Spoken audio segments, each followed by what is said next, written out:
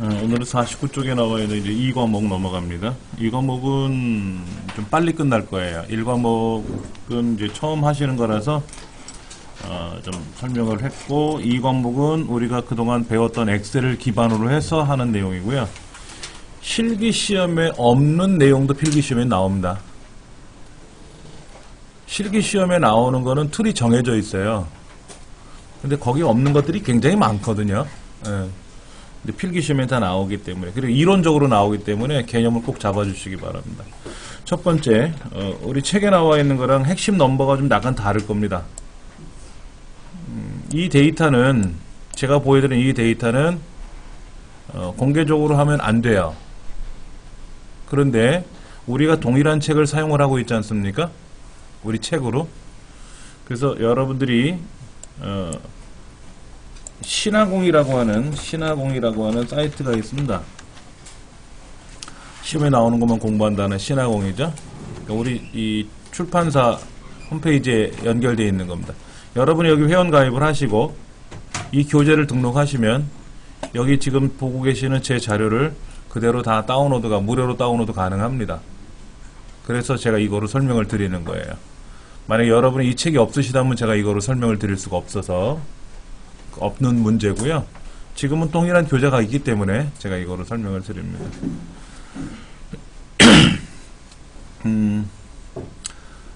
문자 데이터라고 하는 것은요, 그러니까 엑셀은 그런 거잖아요. 그 숫자, 문자, 뭐 날짜 이런 걸 입력을 해서 계산하고 처리하는 거지 않습니까? 그때 이제 문자라고 하는 것은 뭐냐면 우리말, 영문, 특수문자, 숫자가 혼합되어 있는 데이터다. 우리 책에 있는 거랑 사실은 동일해요. 메시지는. 그 다음에 왼쪽에 정렬이 되고요. 왼쪽이 정렬이 되고, 헛다운표를 치면 문자로 인식이 됩니다. 어떤 거를 말하는 거냐면요, 제가 한번 엑셀을 실행해서 보여드릴게요. 007이라고 하는 숫자를 입력하고 싶어요. 어떻게 입력합니까? 007이라고 입력을 하면 앞에 00은 뭐예요? 유효 숫자가 아니기 때문에 사라지죠.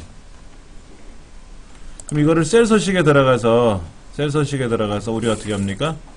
사용자 지정에 가서 유효 숫자 상관없이 무조건 세 자리로 인식시켜라 그러면 나오죠. 이렇게 쓰면은 세 자리는 무조건 만들어야 되니까.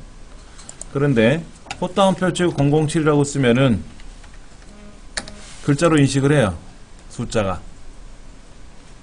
헛다운표를 입력하면, 헛다운표 접두어를 입력하면 문자 데이터로 인식한다. 007이라고 입력을 해도 이때는 이제 숫자가 아니라 글자가 됐지만 007 그대로 입력할 수 있지 않습니까? 예. 그 다음에 너비보다 이제 넓은 경우에는 어떻게 됩니까? 자, 여기다 써볼까요? 뭐라고 막 쓰면 어떻게 됩니까? 잘렸죠? 여기다 입력하면 어떻게 될까요? 막 이렇게 길게 입력하면 그대로 보이는데, 여기는 지금 굉장히 데이터가 길어도 이 글자 때문에 가로막혀 있는 거죠. 예. 그 다음에 동일한 내용을 입력할 때는 어떻게 하죠? 우리가 한꺼번에 블록 잡고 나서 뭐 컨트롤 엔터를 치면은 한꺼번에 들어가죠. 이건 우리가 뭐 연습했던 거고, 여러 줄 입력할 때는 알트 엔터 치는 거 우리 했었죠. 예를 들어서 반갑다, 알트 엔터 친구야, 이렇게 쓰면은 두 줄이 들어가는 거죠. 이렇게 요 사이에다가 또 알트 엔터를 치면 어떻게 돼요? 한 줄 더 들어가겠죠. 이렇게 세 줄도 들어가겠죠. 여러 개 시트를 블럭을 잡고 어떻게 해요? 밑에 시트 2번, 시트 3번을 두 개를 블럭 잡으면 그룹이라고 뜹니다. 상단에. 자, 시트 1번서부터 시트 3번까지 우리가 블럭을 잡으면 그룹이라고 뜨는데,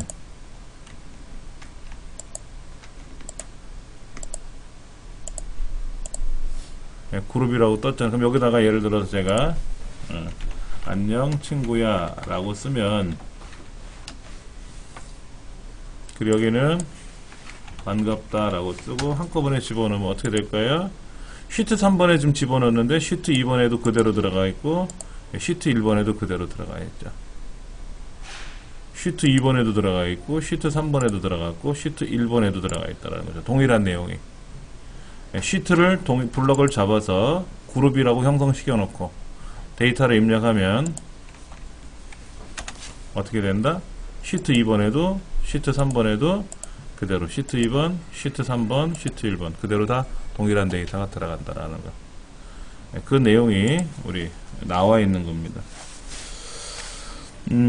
문제 한번 볼까요? 그 문제. 문자로 인식하지 않는 것은 뭐가 될까요? 했는데 1번에 헛다운표 2001 이거 숫자가 아니라 글자로 인식이 된다 그랬죠? 그 다음에 120 곱하기 20이라고 되어 있는 거 앞에 는이라고 안 썼기 때문에 계산을 안 하죠. 글자가 들어갑니다. 특수기호가 들어가서. 네 번째 엑셀 97 이거는 당연히 영문자가 들어갔으니까 문자로 인식을 하겠죠.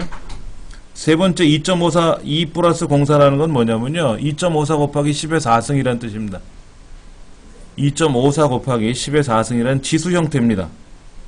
예, 지수 형태이기 때문에 숫자예요. 이거는 숫자 편에서 따로 배워야 되겠죠.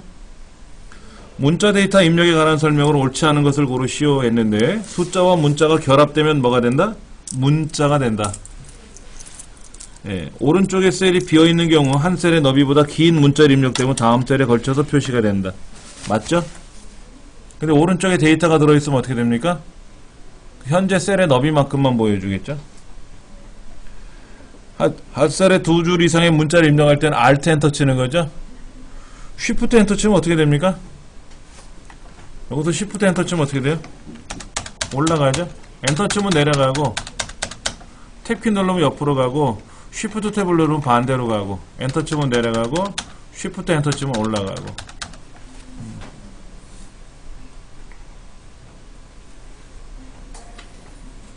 그 다음에 문자 데이터는 기본적으로 왼쪽에 정렬된다. 맞는 말이네. 그렇죠? 여러 시트를 선택하여 그룹한 상태에서 A 첫 번째 셀에 컴퓨터라고 입력하면 뭐가 된다? 모두 다 컴퓨터라고 입력이 들어가겠죠? 두 번째 보기처럼 맞습니까? 네. 자, 숫자 같은 경우는 어떤 걸 숫자라고 하느냐? 오른쪽 페이지 보시면은 0에서 9까지 숫자를 일단 써야 되겠고요. 더하기나 빼기 부호가 들어가고 소수점이나 쉼표, 그 다음에 통화기호, 그 다음에 백분율기호, 지수기호를 사용하는 건데 쉼표가 공백 들어가면 안 되겠고요. 그 다음에 점이 두 번 들어가도 안 되겠죠. 1점, 2.3 이렇게 하면 숫자가 아니라 글자가 되는 거죠. 1.2 그러면 숫자가 되지만 1,000 그럼 1000이 되겠죠. 근데 1, 0, 이렇게 되면 어떻게 돼요? 1, 000 그럼 숫자가 되는 거죠. 그럼 1, 이렇게 쓰면 뭐가 돼요? 글자가 되죠. 이런 거는. 그렇죠. 보기가 일단 이상하죠? 그 다음에 이제 뭐 5.4에 2에 10 그럼 뭐가 된다? 5.4 곱하기 10승 10의 10승 이런 뜻이에요. 보시다시피 숫자가 이런 거죠. 예, 줄이기 위해서 쓰는 거죠. 지수 형태.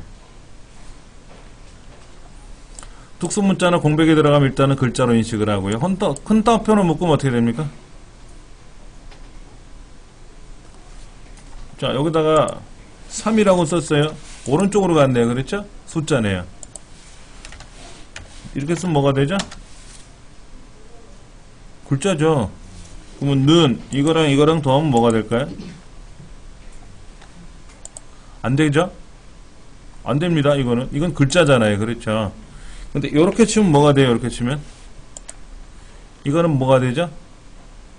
글자인데 글자지 않습니까? 그렇죠? 근데 액면가로 보면 숫자처럼 보이지 않습니까? 그럼 더 연산은 돼요. 연산은 됩니다. 단 썸이라는 함수를 이용해서 두 개를 더하면 여긴 숫자가 하나밖에 없기 때문에 3만 나오는 거죠. 근데 책에서 말하는 내용은 뭐냐면 는 1 더하기 2 이렇게 하면 뭐가 되냐 이거지. 이때는 숫자처럼 인식을 하겠다라는 거죠. 글자지만. 근데 여기다가 따옴표를 쓰고 3이라고 쓰는 거는 아니다라는 거예요. 이건 글자고 따옴표 3, 따옴표는 세 글자고 이거는 1이라는 숫자, 2라는 숫자를 글자처럼 취급을 해서 했지만 액면가로 봤을 땐 숫자니까 더하기 3이 된다라는 거죠. 애매하죠. 예, 이런 게 이제 필기시험에 나오는 거예요. 다음 연산식을 수행했을 때 맞는 것을 고르시오, 틀리는 걸 고르시오. 그렇게 이제 문제를 내면은 이걸까 저걸까 갸우뚱 아리송해 뭐 이런 거죠. 자, 마이너스를 붙이면 뭐가 된다? 마이너스 음수가 되는 거죠. 마이너스 교를 붙이면. 그리고 괄호 속에다 섞어도 그래요. 여기다가 괄호 열고 이렇게 쓰잖아요. 이렇게 마이너스 23이 되는 겁니다. 간혹 이런 걸 쓰려고 그래요. 문제번호 괄호 열고 1 여기 1번 문제입니다 라고 써야 되는데 자꾸만 이렇게 나오죠. 그럼 어떻게 쓰면 돼요? 여기다 헛다운표를 치면 뭐가 돼요? 글자가 되죠. 당연히 이때는 글자가 돼요. 얘를 빼면 마이너스 1이지만 이렇게 되면 글자 괄호 열고 1 괄호 닫고 1 글자가 되는 거죠. 예. 그런데 여기에 보면 녹색점이 나오는 거는 뭐냐면은 숫자처럼 쓴 것 같은데 너 혹시 잘못 쓴 거 아니니? 실수하는 거 아니니? 라고 알려주는 거예요. 신경 쓰지 마. 걱정 안 해도 돼. 내가 알아서 하는 거니까. 그렇게 되면 뭐가 된다? 여기 요거 무시해버리면 또 안 나오고. 어차피 뭐 인쇄해도 인쇄에 대해서는 뭐 아까 그 내용은 인쇄될 때 안 나오는 거니까 걱정 안 하셔도 되고. 예. 자, 분수는 분수는 이렇게 입력합니다. 6 한 칸 띄우고 3 나누기 5 그럼 뭐야 6과 5분의 3 6과 5분의 3 이렇게 되는 거고요. 2 한 칸 띄우고 2 나누기 3 그럼 2와 3분의 2 2와 3분의 2 맞죠? 는 얘와 얘를 더하면 얼마가 될까요? 앞에 있는 거 6과 2를 더하니까 8 되겠고 5분의 3 더하기 3분의 2가 되면은 약분은 어떻게 될까요? 15분의 뭐가 되나요? 계산해 볼까요? 과연 이렇게 될지 자세한 걸 한번 따져보려면 두 자리 숫자로 들어가니까 15분의 4가 되네요. 9와 15분의 4가 되네. 셀서식에 보면 나와요. 한 자리로 하면 15분의 4가 4분의 1은 아니죠? 약분이 안 되지 않습니까? 15분의 4가 4분의 1이 되지는 않아요. 두 자리를 수를 보면 대충 봤을 때 약분이 된 것 같이 보였는데 이거는 약분은 아니었거든요. 그러면 두 자리로 넘겨라 그러면 어떻게 돼요? 정확하게 9와 15분의 4가 딱 나오는 거죠. 그러면 2분의 1은 어떻게 표현합니까? 1 나누기 2라고 써요? 그럼 1월 2일입니다. 1월 2일이 1 나누기 2라고 쓰면은요, 1 나누기 2라고 쓰면 1월 2일로 나와요. 1 빼기 2도 1월 2일이에요. 는 하고 1 빼기 2면 마이너스 1이겠지, 그때는. 그렇죠? 그러면 2분의 1은 어떻게 쓰느냐? 0 한 칸 띄고 1 나누기 2. 이렇게 쓰는 거예요. 0 한 칸 띄고. 그럼 2분의 1로 나온다, 이거죠. 그렇죠? 그래서 그게 지금 그 얘기를 하는 겁니다. 분수는 0을 띄우고. 우리 거기 나와 있죠? 분수는 0을 입력하고 한 칸 띄운 다음에 분수처럼 써라. 0 한 칸 띄고 1 나누기 2 하면 2분의 1 된다 하는 거죠. 그 다음에 셀의 너비보다 긴 경우는 뭐예요? 자, 숫자를 이렇게 막 썼어요. 숫자를 막 썼습니다. 제가 1하고 이렇게 쭉 썼어요. 이렇게. 오, 굉장히 길어요. 줄어서 나오는 거죠. 그렇죠? 줄어서 나오는 거죠. 그럼 이건 어떻게 될까요? 이렇게 쓰면 어떻게 될까요? 대충 찍어보니까 이렇게 되더라 이거지. 1.232 곱하기 10의 23승 되더라 이거지. 예. 근데 이걸 셀서식에 들어가서 숫자로 바꾸면 밖에서 나와요. 이렇게. 얘도 숫자를 다 보여주고 싶다 그럼 셀서식에 들어가서 숫자로 바꾸시면은 나와요. 이렇게. 근데 제가 좀 전에 뭐라고 썼냐면 이렇게 썼지 않습니까? 근데 자릿수가 어떻게 됐어요? 여기서 여기 숫자에서 어떻게 되는가 보세요. 1, 2, 3, 1, 2, 3, 1, 2, 3, 1, 2, 3, 1, 2, 3 여기서부터 0으로 들어갔죠? 분명히 제가 숫자를 썼잖아요. 자, 1, 2, 3, 4, 5, 6, 7, 8, 9, 0 1, 2, 3, 4, 5, 6, 7, 8, 9, 0 20자리 썼잖아요. 어떻게 됐어요? 15자리까지만 남죠? 15자리까지만 남고 나머지는 뭐가 생깁니까? 오차가 발생하죠. 엑셀은 15자리까지만 유효 숫자를 보여줍니다. 시험에 나오지는 않는데 여러분이 엑셀에서 숫자를 계산해야 되는데 16자리를 넘어가야 돼, 결과가. 그럼 엑셀로 안 돼요. 오차가 생겨요, 오차. 그럼 15자리면 숫자가 얼마인지 아세요? 999조, 9999억, 9999만 9999가 될 거예요. 그러면 여러분이 속해 있는 단체나 직장의 가정에서 1년 예산, 내가 연봉이 999조 넘어가진 않죠. 1000조 되는 사람 없잖아요. 그렇지? 그럼 엑셀로 가능하다라는 거죠. 그럼 우리나라 1년 예산이 얼마예요? 아, 그건 알아서 하겠고, 엑셀로 하든 뭐로 하든. 그렇지 않습니까? 근데 우리 가정에서는, 내가 속해 있는 회사에서는 엑셀이면 다 계산해요. 100년치 수출액 다 계산할 수 있다고. 오차라는 게 있다라는 것만 기억을 하시면 될 것 같습니다. 자, 문제 볼까요? 숫자를 입력할 때 알아둬야 할 사항이다. 잘못된 것을 고르시오. 숫자로 사용할 수 있는 문자에는 0에서 9까지 숫자하고 뭐가 있어요? 더하기, 빼기, 괄호, 뭐 콤마, 슬래시. 슬래시는 또 뭐야? 하여튼 뭐 그런 게 있다네요. 그 다음에 2번 분수를 날짜로 입력할 수 없게 하려면, 분수를 날짜로 입력할 수 없게 하려면 0과 한 칸 띄우고 1 나누기 2와 같이 분수앞에 0을 입력하는데 한 칸 띄우고 분수를 입력하면 분수가 되고, 그 다음에 또 뭔 얘기예요? 음수 앞에는 마이너스 기를 입력하거나 괄호로 숫자를 묶는다 라고 했어요. 그렇죠? 일반 숫자 서식은 소수점 2, 플러스 기호 등을 포함하여 15자리까지 나타난다. 되게 헷갈리죠? 자, 한번 써볼게요. 제가 막 이렇게 썼어요. 이렇게 길게 썼어요. 몇 자리인가 보세요. 하나, 1.23, 1, 2, 3, 그러니까 하나, 둘, 셋, 넷, 다섯, 여섯, 일곱, 여덟, 아홉, 열, 11자. 11까지 나오죠? 이 자릿수를 잘 보시면 1.23, 1, 2, 3, 2 더하기 19라고 써 있잖아요. 이 개수를 보시면 1. 하나, 둘, 셋, 넷, 다섯, 여섯, 일곱, 여덟, 아홉, 열, 11자리. 11자리까지, 11자까지 나타내는 거지 15자까지 나타내는 건 아니다라는 거죠. 이해되시겠어요? 무슨 얘기인지? 지금 1번 문제 4번 보기 내용이 그거예요. 해설에도 나와 있죠. 11자까지. 근데 뭐가 11자냐? 이렇게 막 복잡하게 숫자를 막 썼을 때, 이렇게 썼을 때 엔터를 탁 치면 11자리로 막는다 이거야.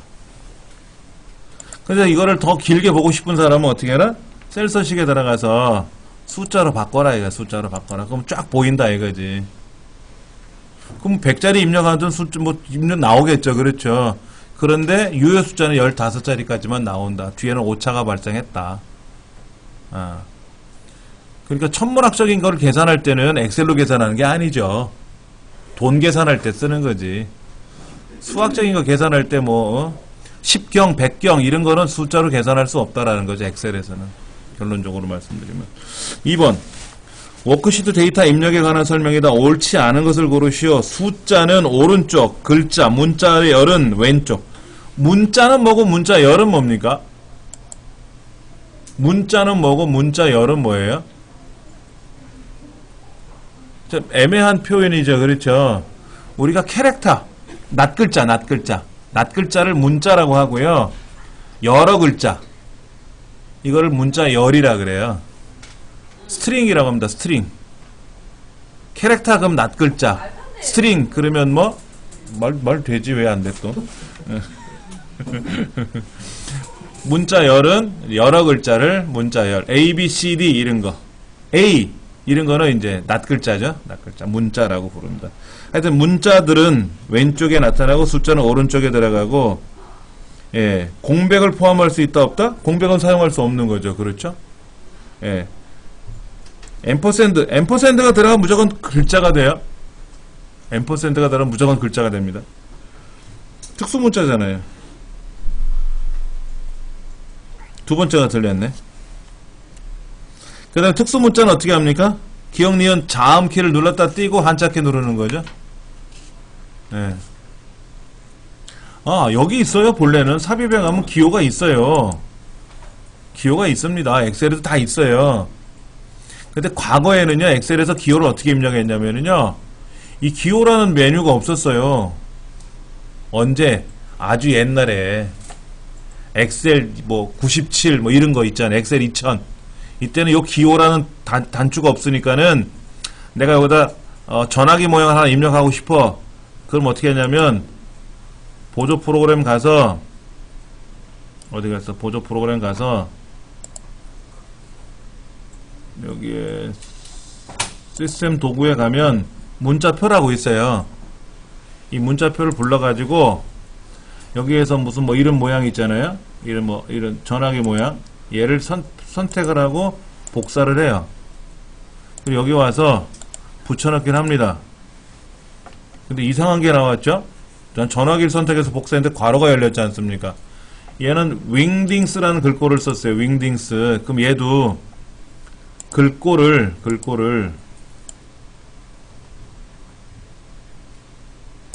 윙딩스라는 걸로 바꾸면 나오죠. 나왔지 않습니까? 그렇죠?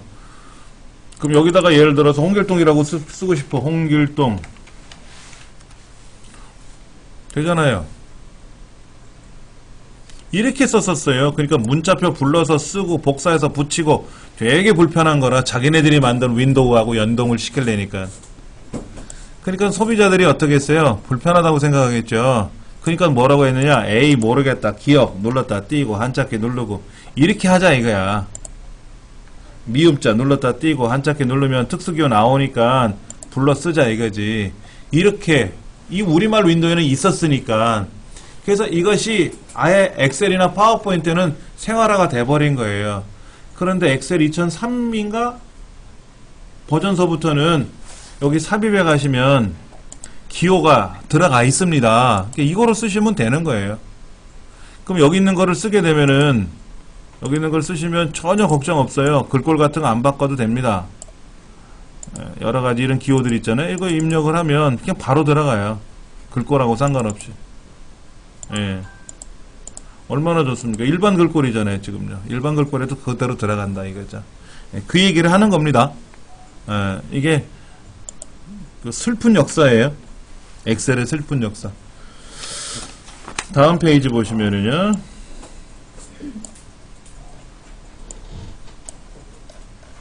날짜와 시간에 대한 내용을 좀 설명드리겠습니다. 날짜라고 하는 것은 오른쪽을 기준으로 정렬이 된다. 즉 숫자처럼 계산이 가능하다.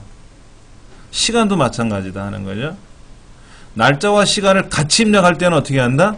한 칸 띄우고 쓰면 된다. 날짜를 쓰고 한 칸 띄우고 시간을 쓴다. 날짜는 어떻게 쓰냐면 년월일을 백이나 슬래시 하이픈이나 슬래시를 이용하면 년월일로 구분이 된다. 몇 년 몇 월 며칠이라고 쓰는 게 아니라 이렇게 15년 11월 12일 이렇게 되면 들어간다 이거죠. 2015년 다 써도 돼요. 다 써도 되고 그냥 11월 12일만 써도 돼요. 그랬더니 어떻게 됐어요? 11월 12일 썼더니 우리말로 나오네요. 그랬죠? 근데 가보면 날짜는 그대로 올해 연도로 들어가 있습니다. 그럼 셀서식에 가서 바꾸시면 되죠. 이거를 셀서식에 가서 어떻게 바꾸면 돼요? 날짜로 바꾸시면은 많이 있잖아요. 종류가 많이 있죠. 여기요. 날짜 종류에 뭐 이렇게 해도 가능한 거고 또 텍스트 지정 여기서 사용자 지정에 가면 많이 있지 않습니까? 뭐 이런 거로 하셔도 되고 다 바꿀 수 있는 거죠. 언제든지. 시간은 어떻게 쓴다? 콜론을 쓴다. 시분초를 콜론으로 구분한다. 그러니까 시분은 표시를 하고요. 초는 생략할 수가 있어요. 예를 들면 이렇게죠. 12시 35분 하고 쓰면 35분 00초가 들어간다. 00초가 들어간다. 예. 그 다음에 AM, PM을 입력하면 뭐가 된다? 들어가는 거죠. 그럼 만약 이렇게 쓰면 어떻게 돼요?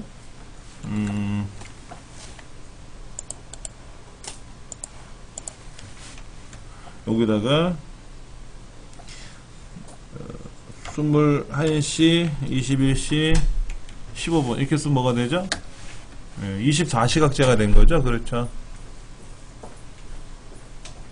근데 예를 들어서 이거를 9시 15분 PM이라고 쓰면은, 예, 12시각제로 나오는 거죠. 12시간제로. 그냥 쓰면은, 여기도 써있어요. 이렇게 써있는데, 24시각제로 보이는 거고.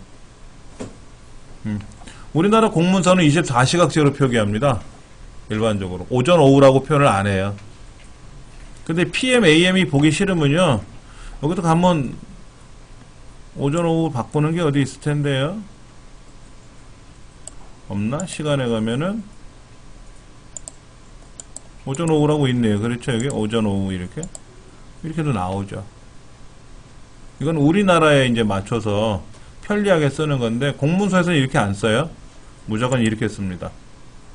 공적 문서에서는 오전, 오후라는 말을 안 쓰고요. 그냥 24시각제로 쓰시면 돼요. 그 다음에, 날짜와 시간은 대소문자 구분 없이 입력이, 날짜와 시간이 대소문자가 있나? 엑셀이 알아서 조정한다. 두 자리를 입력할 경우, 30 이상이면 1900년대로, 29 이하면 2000년대로 인식된다. 제가 여기다 날짜를 쓸 때 1999년 12월 31일 이렇게 쓰면, 근데 99년 12월 31일이라고 쓰면 맞네요. 그랬죠? 그럼 15년 2015년 1915년 12월 31일 15년 12월 31일 다르죠? 제가 앞에 2020이라는 말을 뺐잖아요. 그냥 15만 썼잖아요. 그랬죠? 그럼 2015년이 되는 거고, 31년 1월 1일 그러면 어떻게 된다? 1931년. 30년 1월 1일 같으면, 29년 1월 1일 같으면, 뒤쪽에 있는 거 정리하면은요, 29 이하면 2000년으로 인식하고 30서부터는 1900년대로 인식한다. 날짜는 1900년 1월 1일부터 인식을 하는 거예요. 날짜는 1901년. 그러니까 날짜를 만약에 1899년 12월 31일 그럼 뭐가 된다? 얘는 글자예요. 얘는 숫자기 때문에 오른쪽에 가는 거고요. 얘는 글자기 때문에 왼쪽으로 갑니다. 이건 빼고도 하고 할 수가 없어요. 날짜가 아니라 숫자가, 글자가 된 겁니다, 이거는요. 근데 이제, 1900년 1월 1일 같으면 이제 날짜가 되는 거죠. 그럼 3000년 1월 1일 같으면 어떻게 돼요? 3000년도 되네요. 5000년도 되나? 되네요. 그럼 15000년은? 그런 날이, 안 되겠네, 이거는. 그런 날이 없겠다. 15000년? 그때까지 살까요? 자, 그 다음. 올 날짜 입력할 때는 컨트롤 세미콜론. 어떻게 한다고요? 여기다 컨트롤 세미콜론 치면 바로 올 날짜가 나오죠. 그다음 컨트롤 시프트 세미콜론. 컨트롤 세미콜론. 컨트롤 콜론이죠. 그러면 날짜, 시간이 나온다 이거죠. 함수로는요? 함수로는 이거는 이제 직접 입력하는 거죠. 오늘 며칠이니? 그럼 오른쪽 밑에 보시면 날짜 있잖아요. 2015년 11월 12일 현재 시간이 오전 10시 몇 분 써있는데 입력하려면 귀찮잖아요. 그냥 컨트롤 세미콜론 누르면 날짜가 나오고 컨트롤 쉬프트 세미콜론 누르면 시간이 나오니까 편하다 이거죠. 바로 입력하기가. 근데 여기다가 는 today라는 함수를 쓰면 뭐가 된다? 는 today 괄호 열고 닫고, 괄호 안에 아무것도 안 들어가요. today는 그럼 날짜가 나오죠. 근데 이 today는 내일 여러분 뭐라고 나오냐? 13일로 나오겠죠. 그럼 얘는 이건 직접 쓴 거니까 그냥 12일로 막혀 있는 거고, 얘는 함수니까 내일 날짜로 열어보면은 또 내년 열어보면 내년은 2016년으로 나오겠죠. 그렇게 알아서 바뀐다. 는 now라는 함수는 날짜와 시간을 같이 보여주는 게 now라는 함수입니다. 날짜와 시간을.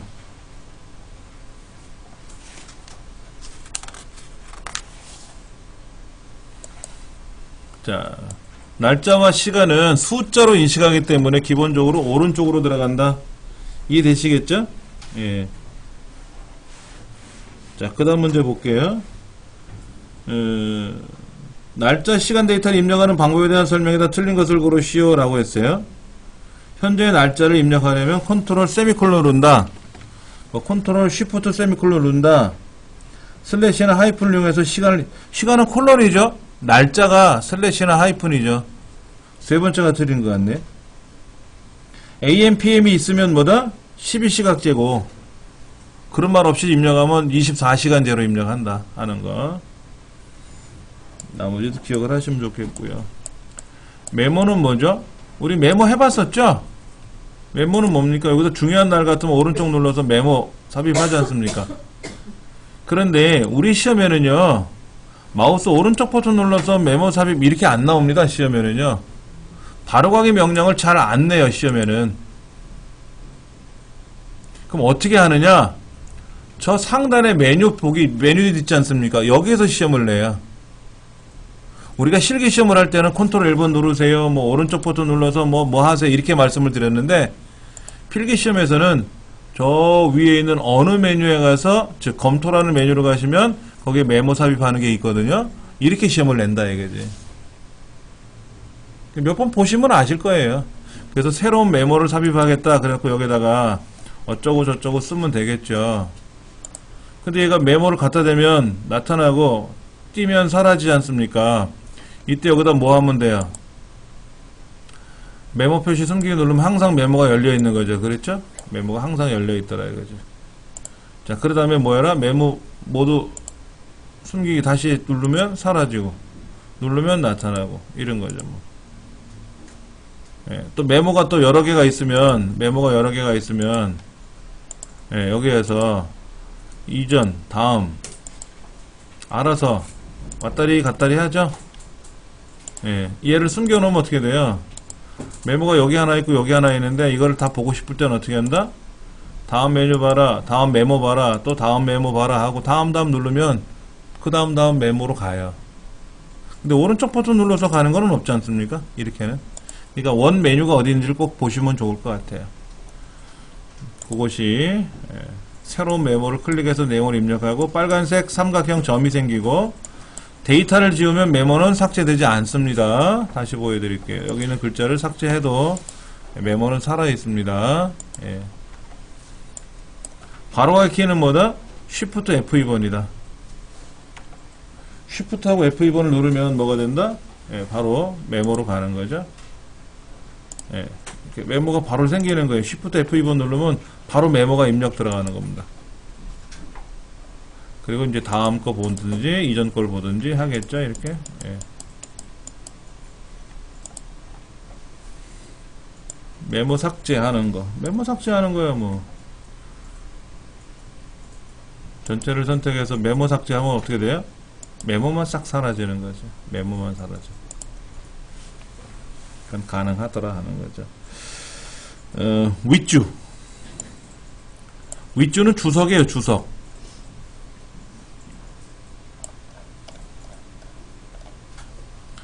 주석인데 위에 달리는 주석이라 그래요. 우리 아래 한글에서는 각주라는 게 있고 미주라는 게 있습니다. 페이지 밑에다가 주석을 달아주는 거예요. 각각 해당되는 페이지에다 각주라고 해요. 그걸. 근데 엑셀은 페이지 구분이 참 모호하거든요. 페이지 개념이 사실은 약해요. 얘는. 왜냐면 내가 마음대로 조정할 수가 있거든요. 가로 세로로 돌려놓으면은 그 페이지가 참 애매해요. 그래서 페이지에다가 메모를 넣어줄 수 없으니까는 글자 위에다 하는 거예요. 글자 위에. 위쪽에. 예를 들어서 여기다가 뭐 오늘의 할 일 썼는데 여기다가 주석을 달고 싶은 거죠. 여기 보시면 윗줄하는 거 있죠? 윗줄. 얘를 눌러가지고 여기다가 뭐를 해요? 윗줄 한번 넣어볼까요? 수능날 이렇게 썼단 말이에요. 이렇게. 그러면 어떻게 됐어요? 지금요? 윗줄가 보이는 거죠? 뭐 수능날에 관련된 오늘의 할 일 뭐 이런 거겠지. 근데 실제로는 뭔데? 그냥 오늘의 할 일이고. 이런 식으로 해서 윗줄을 설정하는 건데요. 가운데 정렬하겠다 그러면 어떻게 돼요? 가운데로 오는 거고. 이 너비가 얘가 가운데 정렬이면 알아서 얘도 오는 건데 윗줄은 왼쪽에다 맞추면 어떻게 돼요? 왼쪽에 맞춰주는 거지. 글자는 가운데지만 글자의 왼쪽에 맞춰주고 오른쪽에 맞춰주고 가운데 맞춰주고 그런 기능이 있다더라 하는 거죠. 예. 어떤 건지 책에 나와 있으니까 참고하시면 될 것 같아요. 셀의 메모 기능에 대한 문제 보시면 셀에 입력된 데이터를 삭제해도 메모는 삭제되지 않는다. 맞고요. 메모를 기록할 때는 단축키가 뭐다? Shift F2번이다. 아까 그런 거 같았고, 이 문자 데이터가 입력된 셀에만 메모를 입력할 수, 보기 중에 뭐뭐에만 그랬잖아요. 뭐뭐만 그랬잖아요. 이런 건 유심히 보시면 돼요. 보기 중에.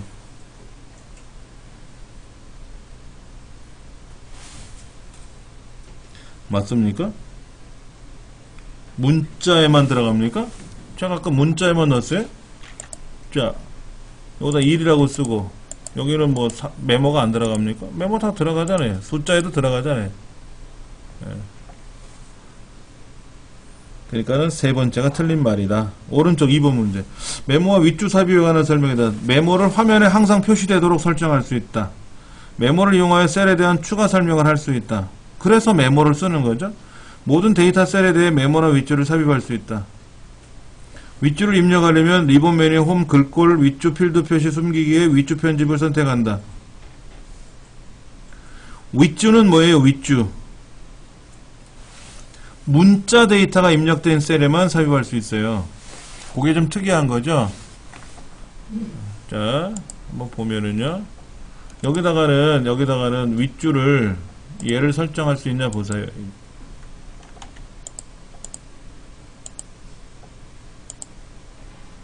윗줄을 편집물에 들어가서 막 썼잖아요, 이렇게요. 근데 윗줄가 들어가요? 안 들어가죠? 근데 여기다가는 이렇게 썼어요. 그럼 여기다가는 윗줄가 들어가나 보세요. 윗줄가 들어가잖아요. 여기는 윗줄 안 들어가잖아요. 여기다가 제가 윗줄 편집을 해서 막 집어넣어 봤자 어떻게 돼요? 안 들어간다라는 거죠. 숫자에는 안 들어가요. 그러니까 보기 중에 윗줄은 문자 데이터에만 삽입할 수 있다. 그거는 맞는 말이에요. 날짜는 들어가나?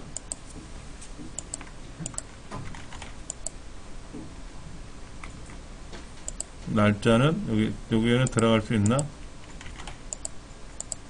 얘도 안 들어가겠지 뭐. 날짜 시간은 숫자잖아요, 이거는. 여러분 12시간 있잖아요. 12시 이거. 이거를 숫자로 바꾸면 뭐가 돼요? 0.5죠? 12시간. 일반으로 바꾸면 0.5지. 24시간이 하루니까 24시간이 하루잖아. 1. 그 12시간이면 반이잖아요. 0.5지.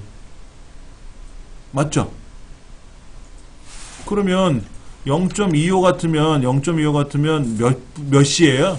0.25가 4분의 1이죠. 6시겠네. 그럼 얘를 시간으로 바꿔놓으면 6시지 뭐. 오전 6시. 0.75 같으면 오후 6시가 되고요. 이렇게 날짜와 시간은 숫자하고도 연관이 다 되는 거거든요. 그러니까는 숫자 쪽에는 주석이 윗줄가 안 달리는 거지. 그거는 꼭 잘 기억하셔야 됩니다. 자동 채우기는 이렇게 하죠. 한번 제가 해볼게요. 여기다가 1 쓰고 여기다 3 썼어요. 두 개를 블럭 잡아요. 요거 얘를 쭉 드래그하면 보셨어요? 여기 20이고 여기는 15예요. 그럼 어떻게 되죠? 얘를 위로 올리면 증가가 되고요. 아래로 내리면 감소가 되겠죠?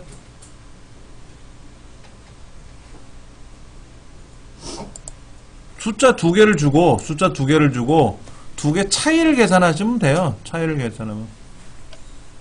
근데 이제 이렇게 쓰고 싶어요. 5만 쓰고요. 5만 쓰고 나서 얘를 복사하고 싶어요. 드래그하면 뭐가 돼요? 똑같이 복사가 돼요. 근데 컨트롤 키를 누르고 드래그하면 증가가 됩니다. 여러분 조심하셔야 돼요. 제가 이거 컨트롤 키 누르고 가져가는데 이렇게 가져가면 이동이죠. 근데 컨트롤 키 눌러서 끌고 가면 더하기 표시가 나타나요. 그렇죠? 그럼 복사가 되는 거예요. 근데 제가 지금 말씀드리는 건 뭐냐면은 자동 채우기라는 개념을 말씀드리는 거예요. 블럭을 잡거나 하나든 여러 개를 블럭을 잡게 되면은 오른쪽 밑에 점이 있지 않습니까? 이걸 자동 채우기 핸들 포인트라고 하는데 여기를 마우스로 드래그하면 5와 6이니까 어떻게 돼요? 1씩 증가되지 않습니까? 증가가 되는 거고, 만약에 컨트롤 키 누르고 끌고 가면 뭐가 된다? 복제가 돼요. 그대로 그 두 개가 복제가 된다고. 근데 6만 끌고 가면 뭐 6만 그러면 6이 복제가 돼요. 하나니까. 근데 6을 컨트롤 키 눌러서 드래그하면 6이 증가가 된다고. 되게 헷갈려요 이게요. 하나의 셀만 입력했어요. 그래서 드래그하면 뭐가 돼요? 복사가 되고, 컨트롤 키 누르면 증가가 되고, 두 개 셀을 집어넣고 하면 어떻게 돼요? 그 값 차이만큼 움직인다고. 그럼 이렇게 되면 어떻게 돼요? 이렇게 블럭 잡으면 어떻게 돼요? 그리고 증가하면 어떻게 돼요? 여기에 여긴 뭐가 나올까? 이 자리에는 두 개 하고 비어있고, 두 개 숫자가 있고 두 개 비어있잖아요. 그럼 5, 6이니까 다음엔 7, 8이고 그 다음에 90이 되겠는데, 두 개는 띄워줬으니까 알아서 띄워주는 거죠. 만약에 블럭을 이렇게 잡으면 어떻게 돼요? 이렇게 잡고 그럼 하나씩 중간에 띄겠지. 이런 게 이제 시험에 나오는 거예요. 그러니까 되게 헷갈리지. 그 다음에 글자가 들어있으면 어떻게 돼? 여기다가 예를 들어서 홍길동이라고 썼어.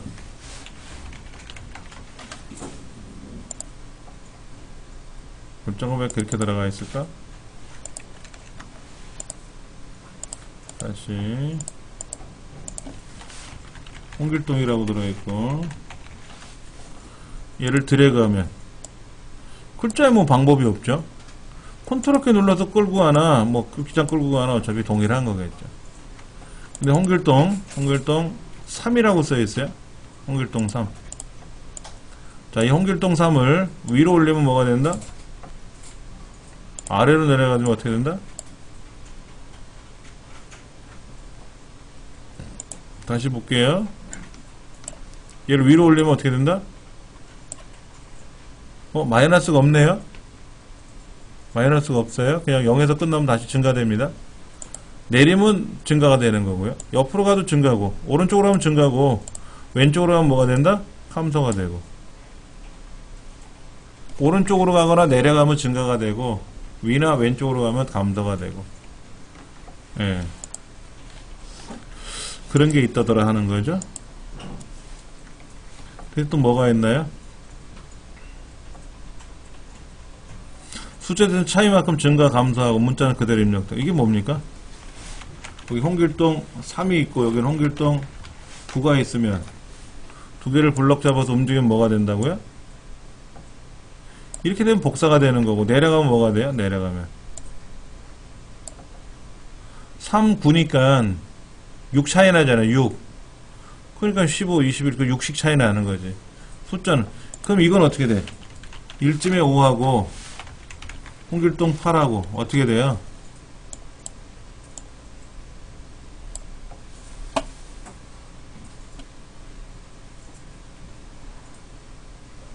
글자가 다르잖아요. 그러니까 5, 8이니까 그 다음엔 6, 9, 7, 10, 8, 11 들어가고, 홍길동 1쯤에는 똑같이 반복되겠지 뭐. 요렇게는 시험에 안 나와본 것 같은데. 예. 날짜는 어떻게 된다? 날짜, 오늘 날짜 입력해 놓고 자동 채우기하면 어떻게 된다? 증가되네요. 자, 그러면 이거를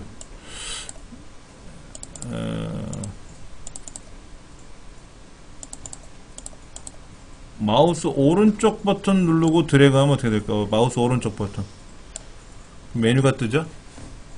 월 단위로 채워라. 월로 증가되고요.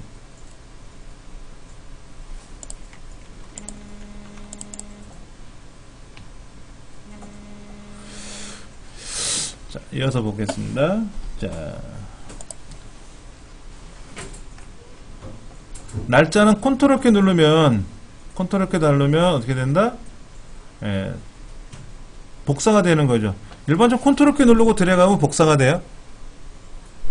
예. 그 다음에 두 셀의 차이만큼 증가되겠죠. 두 개를 집어넣으면, 날짜를 두 개를 집어넣으면 두 개 차이만큼 증가가 되는 거고, 마우스 오른쪽 버튼으로 들어가면은 이제 옵션이 떠서 뭐 연 단위로 할 건지 월 단위로 할 건지 뭐 이렇게.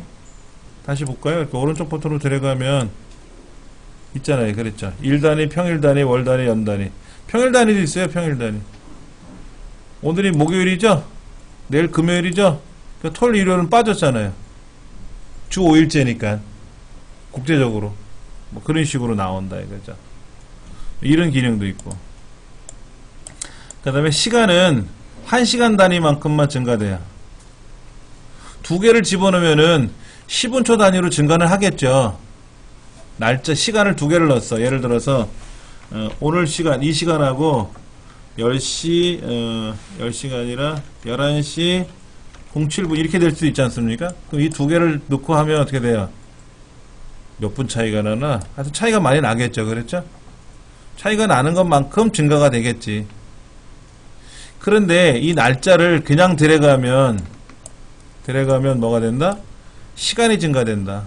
분은 안 증가된다. 그럼 오른쪽 버튼으로 들어가면 방법이 있나요? 보세요. 없어요. 시간은 분 단위로 증가시키는 기능이 없습니다. 하나의 셀 가지고. 아까 날짜는 월 단위, 뭐 일 단위, 연 단위 다 있었지 않습니까? 시간은 오로지 시간 단위로만 증가가 되고, 두 개를 블럭 잡고 들어가면 차이만큼은 변하고, 초까지도 다 변하고. 그 다음에 이런 것도 있어요. 뭐가 있냐면은 오늘이 목요일이지 않습니까?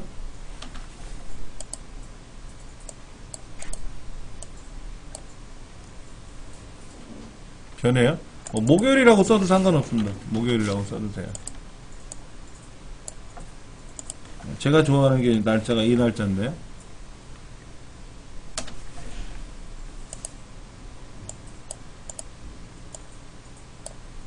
그렇죠? 자, 보시면 썬데이라고 써보세요. 제가 소문자로 썼어요. 엔터를 탁 치면 어떻게 됩니까? 첫 번째는 대문자로도 변해요. 어떻게 됩니까? 알아서 변하죠?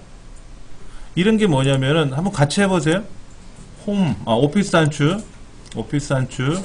엑셀 옵션, 사용자 지정 목록, 편집. 하시면 굉장히 뭐가 많아요. 썬데이, 먼데이 있죠? 제너리, 페브리 이런 거 있지 않습니까? 월화수목 금토일. 예. 그 다음에 60갑자도 있고요. 거기다가 이렇게 사장, 부장, 과장, 대리, 사원, 인턴이라는 글자를 집어넣고, 예. 아니면 여러분 여기다가 여러분 속해 있는 단체에서는 직제가 어떻게 되어 있어요? 사장 그리고 나 딱 둘만 있는 건지, 공무원제도 복잡하죠? 직급이요. 경찰, 군대, 소방 계급이 굉장히 복잡하지 않습니까? 그러면 예를 들어서 군대는 계급이 있잖아요. 제일 높은 사람이 별 4, 대장. 근데 별 3서부터 시작해서 2등병까지, 짝대기 하나까지 계급이 다 있단 말이에요. 근데 그거를 이렇게 사용자 지정 목록에 넣어놓지 않고 정렬을 시키면 하사라는 계급이 히읗이잖아요. 하사가. 그 병장은 비읍이고 대장은 디귿이니까 대장보다 병장이 높아요. 가나다 순에 의해서. 하사가 제일 높아, 하사가. 그러니까 의미가 없어서 그런 거죠, 그거는. 가나다 순에 의해서. 그러면 공무원 제도도 그런 거 있잖아요. 뭐 주사보, 주사, 서기보, 이사관 이런 거 있지 않습니까? 그런 것도 다 의미를 줘야 되거든. 그럼 여기다가 일일이 뭐 대장, 중장, 소장, 준장, 대령, 중령, 소령, 계급도 많아요. 그 다음에 소위, 그 다음에 원사, 상사, 중사, 하사, 병장, 상병, 일병, 이병. 이렇게 해서 이제 추가를 한단 말이에요. 이렇게 써놓고 나서 만약에 여기다가 이제 병장이라고 쓰고 얘를 자동 채우기 하면 어떻게 돼요? 알아서 쫙 계급이 나온단 말이에요. 이렇게. 그 다음에 이걸 가지고도 정렬을 하는 거예요. 자, 얘를 가지고 한번 정렬을 해볼게요. 제가요. 오름차순 정렬하면 어떻게 돼요? 금요일이 앞이고 화요일이 뒤로 내려가요. 그럼 안 되잖아. 금요일이 앞이 오는 거 아니죠? 월요일이 앞에 와야 되잖아. 일요일이 앞에 와야 돼. 그럼 이거를 정렬을 할 때 어떻게 하냐면 니 멋대로 정렬하지 말고 사용자 지정 목록에 의한 요 순서대로 정렬해라 이거. 요 순서대로. 그래갖고 지정을 해주면은요. 요대로 지정을 해주면 착 뭐야 잠깐만요.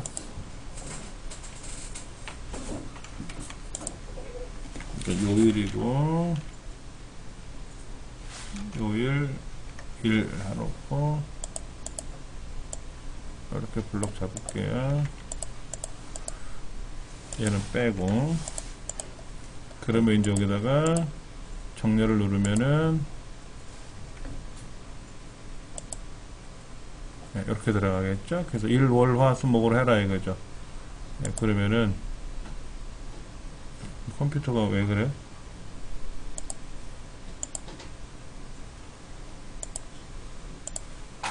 요일 2를 기준으로 하는 거잖아요. 그렇죠. 이거 오름차순 내림차순 하면 의미가 이렇게 꼬인단 말이야. 근데 제가 분명히 이거를 여기다 해줬거든. 이렇게 월화수목금 이거로 해야지. 월요일 화요일로 해야지. 월화수목이 아니라. 제가 실수했네요. 그럼 못하잖아요. 일요일 앞에 오고 금요일 토요일이 뒤로 오지 않습니까? 이렇게 정렬이 되는 거죠. 이런 걸 하기 위해서 사용자 정의를 해줘야 돼요. 사용자 정의를 해야 돼요. 예. 안 그러면 차장이란 사람이 치읓이고 과장이란 사람 기역이고 사장과 사원은 시옷이니까 이상하게 꼬여달한단 말이야. 직책이. 예. 그러니까 여러분 직책을 만약에 쓰신다 그러면은 엑셀 옵션에 가셔서 사용자 지정 목록 편집에 가서 여러분이 쓰시는 이러한 직책 있잖아요. 사장, 부장, 과장, 대리, 사원, 인턴. 어디는 또 과장 없이 팀장 이렇게 쓰는 데도 있고 하니까는 여러분이 그대로 수정해서 쓰시면 돼요. 입력을 하셔가지고. 그래서 그대로 정렬을 시켜야만이 답이 나온다라는 거죠. 그 얘기가 사용자 지정 목록이라는 의미가 됩니다. 아시겠죠? 연속 데이터라고 하는 것은 뭐냐면은요. 이제 메뉴판에서 하는 거예요. 메뉴판에서. 한번 볼까요? 여기다가 다 지우고 1 쓰고요. 1 쓰고 홈에 가서 편집에 가서 채우기로 가서 계열에 가서 그렇죠? 자, 이 메뉴가 떴어요. 자, 선형은 뭐고 급수는 뭐냐 하는 건데 선형은 1, 3, 5, 7, 9 이런 게 선형이고 급수는 뭐예요? 1, 2, 4, 8, 16, 32 곱하기가 들어가는 거고 선형은 더하기로 들어가는 거죠. 그럼 급수에 가서 1에서 2단계씩 가면 어떻게 될까요? 지금은 이렇게 써놨어. 이렇게 다시 블럭을 잡고 채우기로 가서 계열에 가서 얘를 2로 바꿨어요. 어떻게 됩니까? 급수로 가서 2배씩 늘어나죠? 1, 2, 4, 8, 16, 32 2배로 늘어나지 않습니까? 근데 이거를 여기다 1이라고 쓰고 홈에 가서 채우기로 가서 계열에 가서 얘를 3 증가시키면 어떻게 될까요? 선형으로 3씩 증가되는 거지 뭐. 어떤 의미인지 아시겠죠? 예. 만약에 이렇게 써도 돼요. 1하고 2 쓰고 나서요. 얘를 오른쪽으로 드래그해요. 이렇게 오른쪽으로. 그래놓고 뭐 하면 된다? 급수로 처리해버리면 선형은 뭐야? 1, 2, 3, 4, 5, 6, 7, 8 가는 거고 급수로 가면 뭐야? 1, 2, 4, 8 이렇게 가는 거죠. 급수니까. 예. 예전에 그런 거 있죠. 등차 수열, 등비 수열 이런 거 있었잖아요. 괜한 걸 말씀드렸나요? 예. 방향, 방향. 그 선형은 뭐다? 더하는 거고 급수는 곱하는 거고요. 뭐 날짜도 있고요. 뭐 이런 것들이 있다고 하는 겁니다. 기억을 하시면 좋을 것 같아요. 문제, 1번 문제 한번 보세요. 12.8, 13.8이야. 그걸 끌고 가면 뭐야? 14.8 되겠죠? 두 개를 채웠으니까. 2번은 뭐예요? 12.8, 13.8에서 13.8만 끌고 갔죠? 13.8 맞고. A와 B를 두 개를 끌고 가면 뭐가 돼요? 보세요. C라고 써놨어. C. 여기다 C라고 써놨어. 그럼 C라고 썼으니까 들어가면 C가 되겠지. 근데 A도 쓰고, 여기 뭐야? A도 쓰고, B도 썼대. 두 개를 불렀고, 들어가면 뭐가 되냐고. AB, AB지 뭐. B 다음에 C가 나올 줄 지가 어떻게 알아? 숫자가 아니잖아요. 숫자가 아니잖아. 글자는 그냥 무조건 복자가 되는 겁니다. 근데 헷갈리는 거지. 맞아. A, B 다음에는 C니까 두 개 블럭 잡아서 했으니까 A, B 다음에 C가 나올 거야. 이렇게 생각하실 수가 있다라는 거죠. 예. 2번 문제. 01 엑셀 95라고 되어 있어요. 그렇죠? 그러면 이렇게 되는 거지. 자, 1학년 1반이라고 써놨단 말이에요. 그럼 드래그 하면 1학년 2반이 될까? 2학년 1반이 될까? 2학년 2반이 될까? 이거죠. 오른쪽 게 증가됩니다. 왼쪽 거 증가 안 돼요.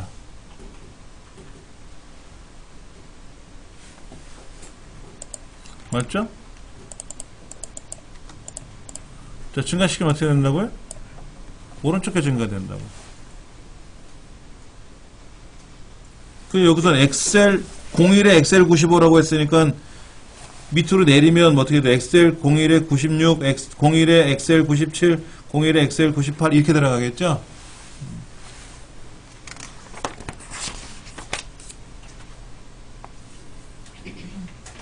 자, 하이퍼링크서부터 다음 시간에 설명드리겠습니다. 잠깐 쉬는 시간 갖고 나서요. 이어서 또 하겠습니다. 자, 이어서 137페이지에 나와 있는 섹션 12번째 시나리오 보겠습니다. 먼저 섹션 12번 문제를 한번 열어놓고 보겠습니다.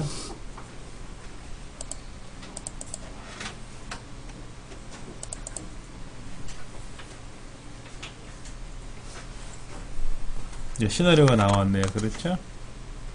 무작정 따라하기로 가시면 돼요. 현재 기출공일이 열려있는데 예, 무작정 따라하기로 가보시면 나올 겁니다.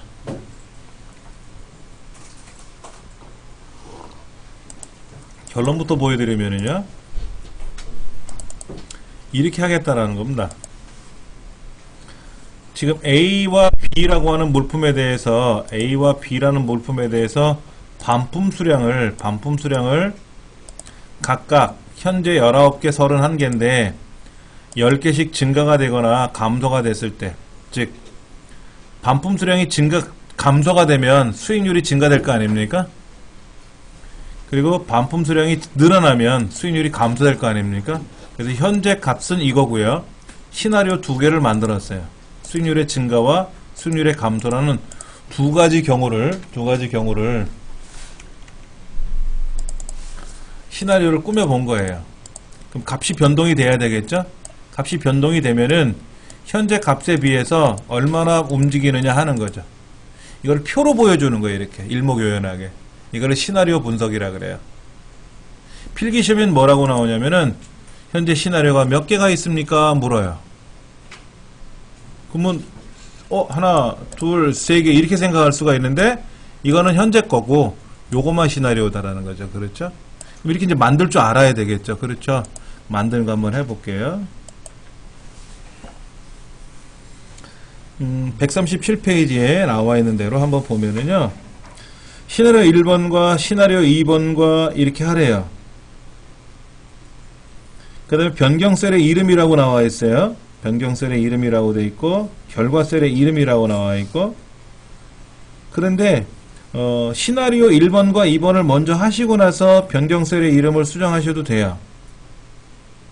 근데 편한 거는 뭐냐면 변경셀의 이름을 먼저 지정해 주시고 나서 결과셀의 이름이나 이걸 지정해 주시고 나서 시나리오로 들어가면 편해요. 한번 해볼게요. 2의 5번째 셀 얘죠. 2의 5번 19라고 적혀있는 셀에다 클릭하시고 저 앞에 위에 보면 이름 상자라고 있지 않습니까? 그 이름 상자에다가 책에 나오는 대로 A 반품 수량이라고 쓰시면 됩니다. 이름 상자에 이름을 쓰는 규정이 있어요. 필기시험에는 규정을 아셔야 되고 실기시험은 쓰라는 대로만 쓰면 되겠죠. 그렇죠? 예. 그 다음에 이제는 2의 5번째를 선택을 하면은 2의 5번째 셀이라고 나오지 않고 A 반품 수량이라고 뜰 겁니다. 자, 2의 6번째 셀에는 31이라고 적혀 있는데 이 6라는 셀 주소를 이제 B 반품 수량이라고 고쳐 쓸 겁니다. 그 다음에 저 밑에 있는 H15번째 669만 3,900원이라고 적혀있는 H15번째 셀도 매출액 합계라고 이름을 고쳐 쓰라고 되어 있어요. 매출액 합계라고 쓰라고 되어 있어요. 만약에 이 이름 상자에다 이름을 잘못 쓰셨을 때는 수식에 가셔서 정의된 이름 그룹에 있는 이름 관리자로 가셔가지고 여기에서 고쳐 쓰셔야 돼요. 잘못 쓴 거 있으면 편집을 하시던 삭제를 하시던 해서 다시 쓰시면 됩니다. 예. 자, 일단은 이렇게 두 가지 여기 밑에 한 가지 합 세 가지의 셀에 대한 이름 상자에다가 이름을 수정해 놨습니다. 그래 놓으시고 나서 데이터에 가시면 가상 분석 시나리오 관리자 이렇게 들어가시면 됩니다.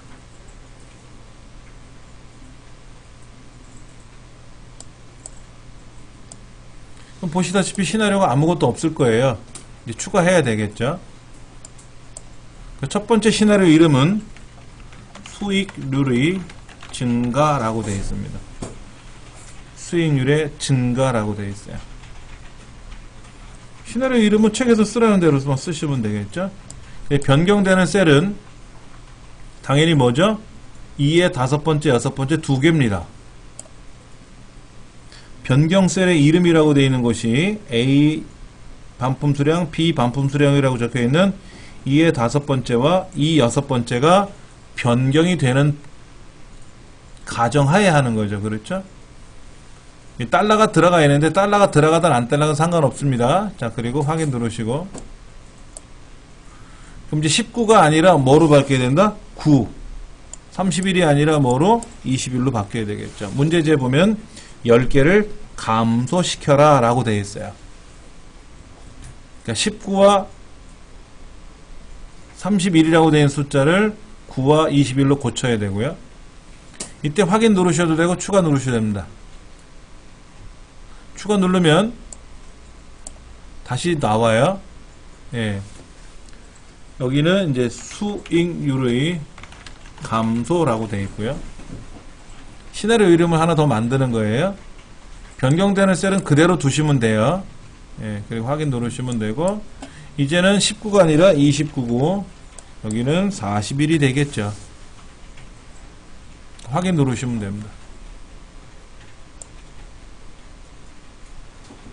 지금 문제지에 보면은 10개를 감소시킨 것이 수익률이 증가된다는 의미고 10개를 증가시키면 반품 수량을 증가시키면 수익률이 감소된다는 의미가 되죠. 자, 또 다른 시나리오를 꾸미고 싶으시면 추가 누르시면 돼요. 추가 눌러서 하시면 되는데 우리 시험은 꽉 두 가지만 물어요. 두 가지 시나리오만 꼭 꾸미라고 나오거든요. 그리고 시나리오를 잘못 꾸민 것 같다라고 하시면 얘를 편집 모드로 들어가서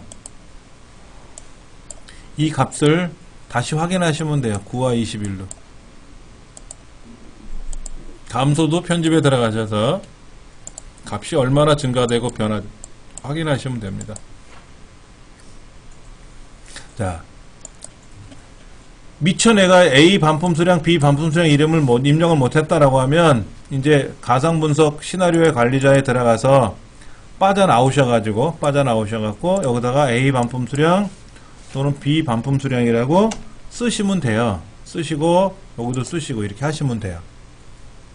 근데 미리 입력하고 들어갔으니까 편한 거죠. 자, 가상 분석에 다시 들어가서 시나리오 관리자. 이때 요약 버튼 누를 겁니다. 다른 건 누르지 마세요. 표시나 이런 거 전혀 누르지 마시고 요약 버튼 누를 겁니다. 요약 버튼 누르면 아까 19와 31이 이렇게 변할 건데 그에 따라서 결과가 어떻게 변할 거냐 하는 거죠. 결과는 얘만 변하면 돼요. 얘. 여기 수익률은 상관없고요. 이 수익률은 상관없고 밑에 있는 매출의 합계만 변하는 거지 않습니까? 얘만 클릭하시면 그 셀만 나올 겁니다. 여러 개가 필요하면 또 컨트롤 키 눌러서 클릭하시면 여러 개가 되기도 해요. 근데 우리는 현재 매출의 합계 하나만 변경되면 되는 거니까. 그래서 확인만 누르시면 답이 나옵니다. 이렇게. 확인하셨어요? 이렇게? 예. 현재 값이 이렇게 돼 있는데 얘를 시나리오 두 가지를 만들어서 각각의 반품 수량의 숫자를 10개씩 줄이고 10개씩 늘렸을 때 전체 합계가 얼마나 수익률이 감소가 되고 증가가 되는지를 비교해보자 하는 거죠. 이렇게 분석해 나가는 거를 시나리오 관리라 그래요.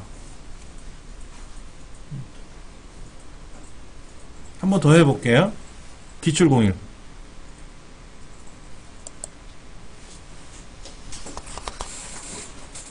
교재 141페이지로 가시면 나와 있습니다.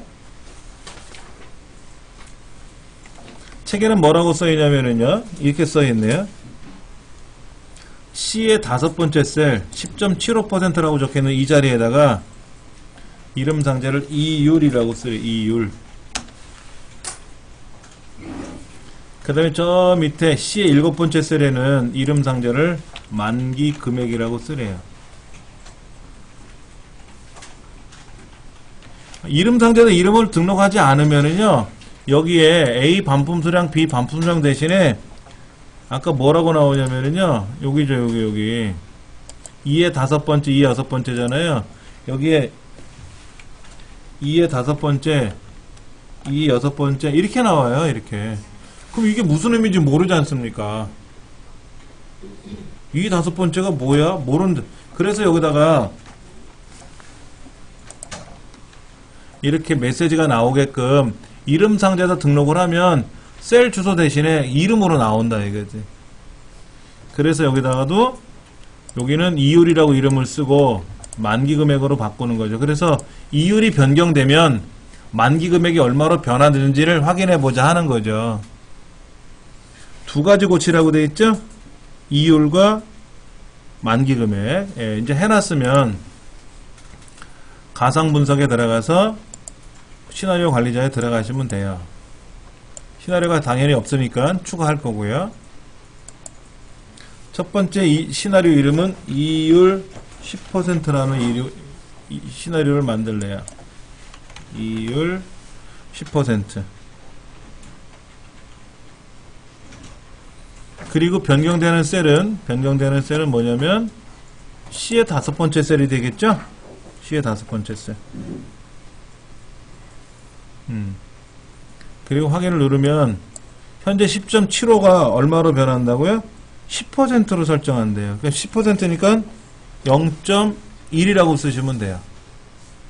아니면 10%라고 쓰시든지 아니면 0.1이라고 쓰시면 되죠. 그리고 확인을 누르면 아까는 추가 눌러봤죠? 확인 누르면 그냥 이렇게 나옵니다. 시나리오가 하나 모자라잖아요. 또 추가하시면 되지. 그럼 바로 직전에 있었던 화면에서 추가 버튼이 이거 누른 거랑 같은 거예요. 이번에 시나리오는 이율 11.5%라는 시나리오를 만들고 당연히 변경되는 셀은 C의 다섯 번째 셀 맞는 거죠. 예. 그리고 확인 누르면 현재 10.75라고 되는 얘를 얼마로 바꿔라? 0.115 아니면 11.5%라고 쓰시든지. 확인 누르면 두 가지 시나리오가 이제 만들어진 거죠. 요약 누르시면 됩니다. 요약 누르면 당연히 여기는 결과 셀이 이거 하나밖에 없겠죠. 네, 그리고 확인 누르시면 네, 결과가 이렇게 척 나올 겁니다. 근데 여러분 알고 계셔야 돼요. 엑셀에서는 엑셀이나 어디든지 그래요. 용어가 그래요.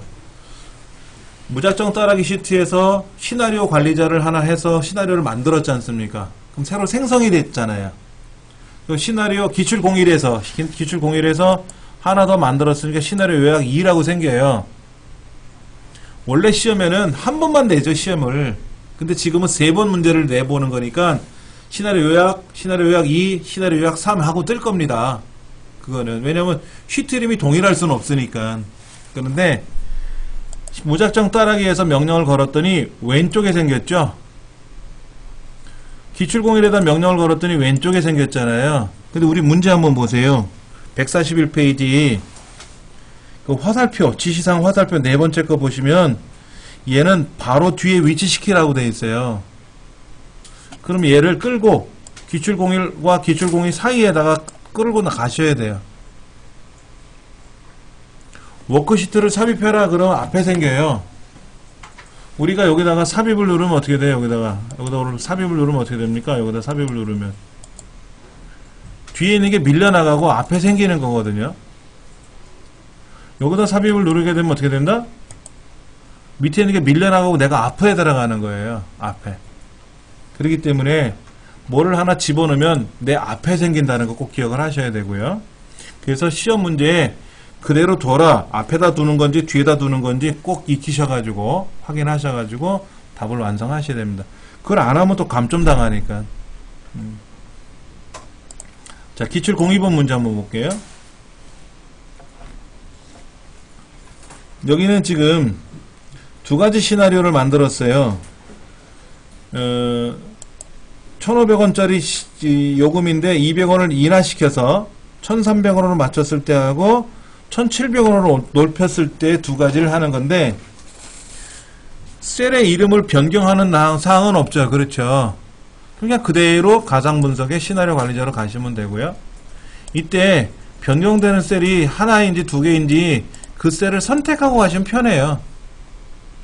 아까 문제는 다른 데를 선택하고 들어갔었거든요. 다른 데를 선택하고 들어갔는데 이번에는 이 버스 요금을 선택하고 가상분석 시나리오에 들어가서 자, 시나리오 이름이 하나가 200원 인하라고 되어 있고요. 이때 자동으로 변경 셀이 그 셀로 가 있지 않습니까? 편하지. 다시 클릭할 필요 없고 확인 누르고 이때 1,500원이 아니라 1,300원으로 해놓고 추가. 이번에는 200원 인상이라고 하는 거 인상이라고 두고 1,700원 두 가지를 이제 만들어 본 거죠. 인하와 인상. 요약 버튼 누르시면은 당연히 뭐가 바뀌는 겁니까? 이익률이 바뀌는 겁니까? 이익이 변경되는 겁니까? 이 책에서는 이익이 변경되는 걸 원한대요. 이익률이 변동되는 걸 확인하는 게 아니라 요금이 변동됐을 때 영업이익이 어떻게 변하느냐 B의 8번째 셀 그리고 확인 누르시면 이렇게 변한다 이거죠. 인하되면 1,000만원 손해보네요? 뭔 회사길래 와 52,000명이래요? 여기는 인상하면 1,000만원 더 버네. 그럼 함부로 인하할 수 없네요. 그렇죠? 함부로 인하할 수 없어. 어떻게든 인상을 해야 되겠지. 이렇게 해서 그냥 봐서는 몰라요. 그냥 봐서는 예를 들어 여기다가 1,300원이라고 쓰고 여기다 1,700원이라고 쓰고 1,500원이라고 쓰고 이렇게 써보면 답이 보이는데 그거를 일목요연하게 정리하려니까는 시나리오를 만들어서 상세를 한번 확인해 보자 하는 거죠. 이런 개념이 시나리오입니다.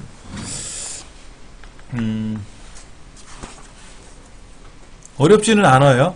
시나리오에서 중요한 거는 뭐냐면은 먼저 이름 상자에다 이름을 등록하는 거예요. 예.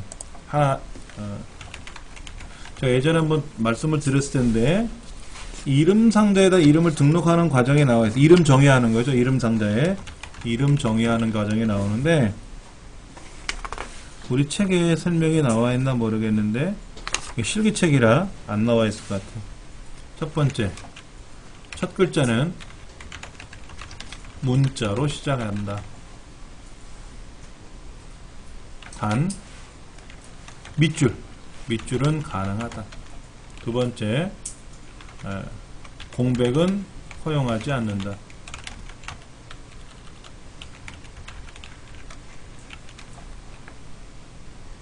특수문자는 허용하지 않는다.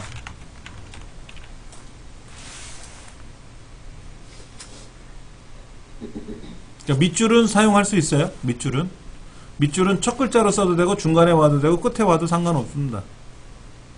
그러니까 A 반품 수량이라고 썼으니까 이상이 없는 거죠. A하고 한 칸 띄고 반품 수량하면 안 돼요.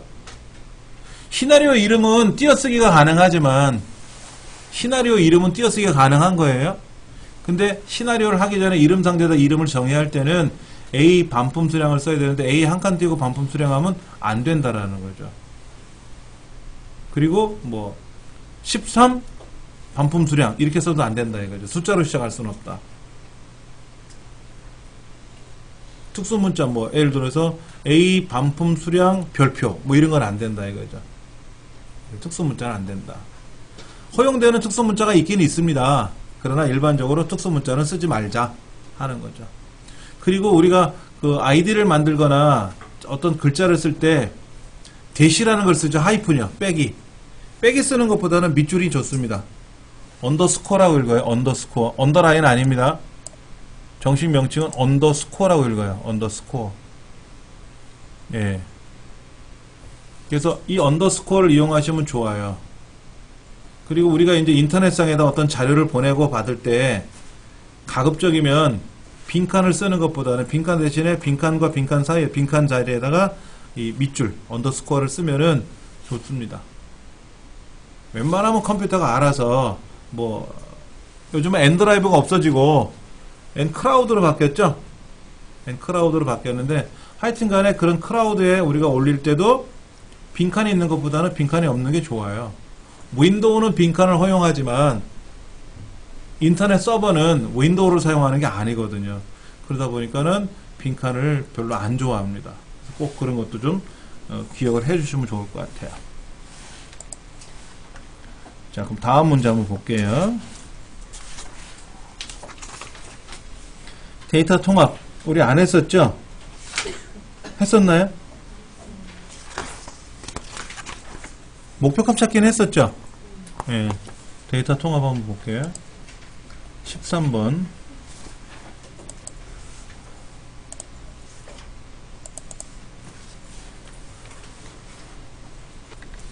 지금 보시면은 이렇게 뭐가 많아요. 판매 현황이. 냉장고, 오디오, 비디오, 카메라, 서울 대리점, 부산 대리점 했는데 막 중복되고 난리가 났어요. 그럼 이걸 하나로 섞으려면 어떻게 돼요? 냉장고는 냉장고끼리, 비디오는 비디오끼리 모아서 부분합해야죠. 자, 이렇게 블록을 잡아서 정렬을 하면 냉장고는 냉장고끼리 모여서 이를 부분합을 처리하면 냉장고에 대한 목표량, 판매량, 판매액의 합계가 나오고 할 거 아닙니까? 근데 얘만 하는 게 아니라 뭐예요? 부산 대리점도 있고 청주 대리점도 있고 마산 대리점도 있을 거 아닙니까? 이거를 다 여기다 취합을 하라는 거죠. 여기다 취합을 하라는 거죠. 합계를 내던 평균을 내던 여기 한꺼번에 다 여기다 가지고 와라 하는 거죠.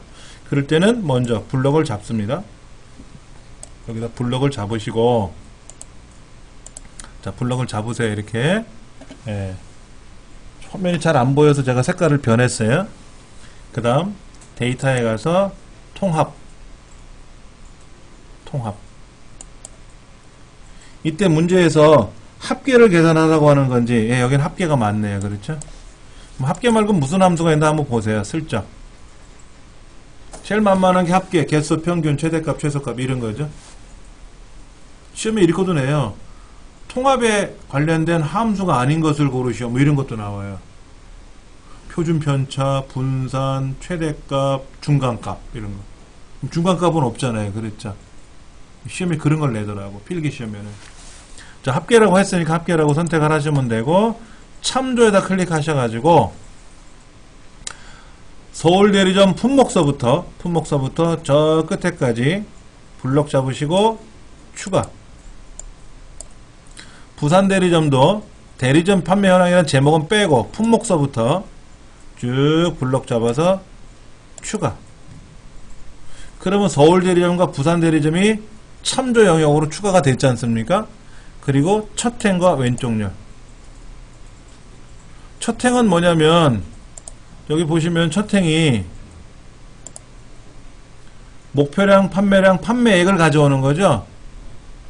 지금 서울 대리점, 부산 대리점에 있는 목표량, 판매량, 판매액이 나와 있는데 그에 대한 합계를 가져올 거고요. 또 왼쪽 냉장고, 오디오, 비디오, 카메라 이 네 가지에 대해서 합계를 분석해서 가져올 거란 말이에요. 확인 누르면 샥 하고 들어가요. 되게 편하죠. 이 기능을 모르신 분들은 꾸역꾸역 계산했을 거예요. 속된 말로.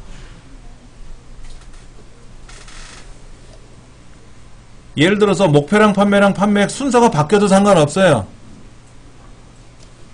냉장고, 오디오, 비디오, 카메라 중에서 냉장고만 출력할 수도 있어요. 상관없습니다. 자, 기출공개를 한번 가서 한번 더 해볼게요.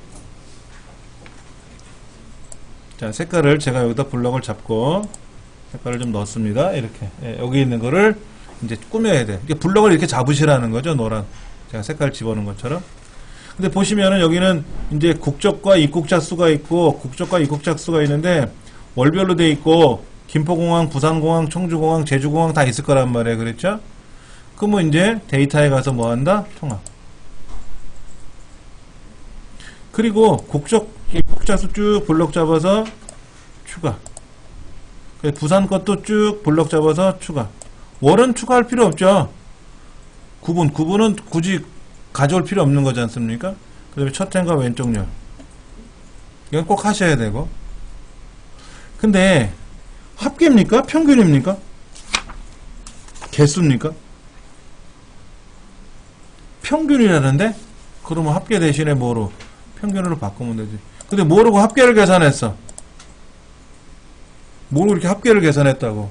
그럼 지우세요. 지우시고 다시 통합에 가면 참조는 그대로 되어 있으니까 두시고 평균으로만 바꿔가지고 확인 누르면 평균 돼요. 되게 편해요. 이 통합은요 마우스로 드래그 하는 거잖아요. 빨리 하시면 10초면 끝날걸요? 이거는 늦어도 1분 안에는 다 답이 나올 수 있는 그런 유형입니다.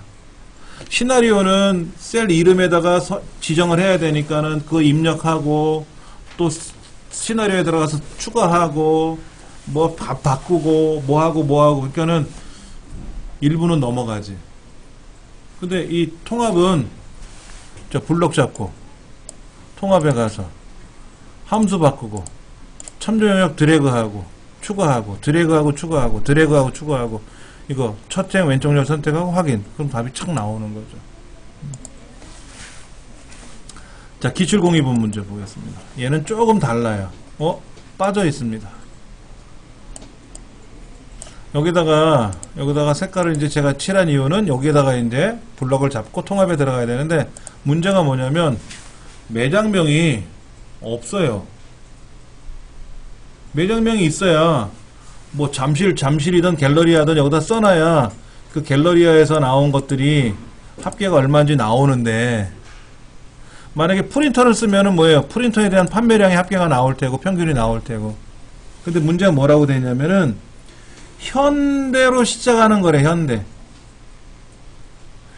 잠실, 현대 명동, 현대 마포 뭐 이런 현대로 시작하는 걸 쓰래. 그럼 여기다가 현대 별표 이렇게 쓰면 돼. 그 다음에 코리아로 끝난대. 그럼 별표 코리아.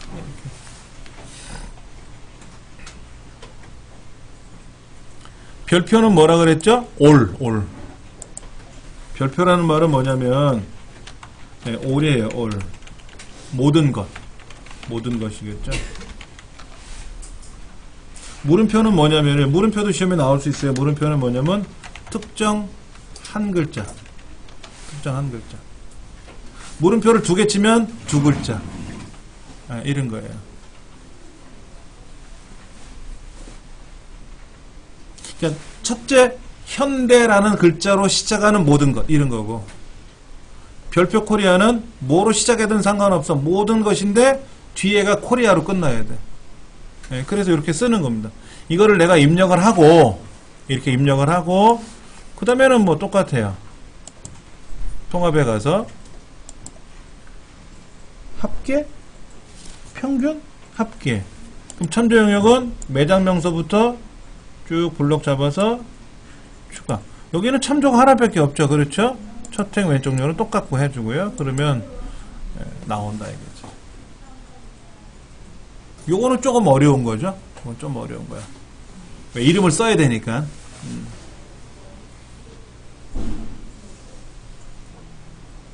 잠실 코리아, 명동 코리아, 서울 코리아 이렇게 코리아로 끝나는 거하고 뭐 현대 잠실, 현대 명동, 뭐 현대 뭐 이렇게 해가지고 현대로 시작하는 거하고.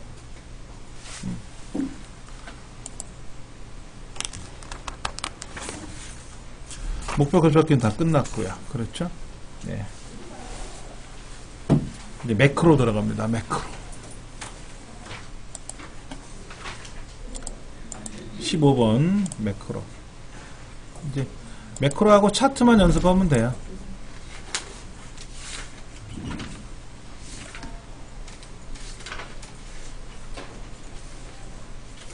자, 매크로를 하기 전에 그냥 한번 해보죠. 뭐 문제에서 요구하는 대로.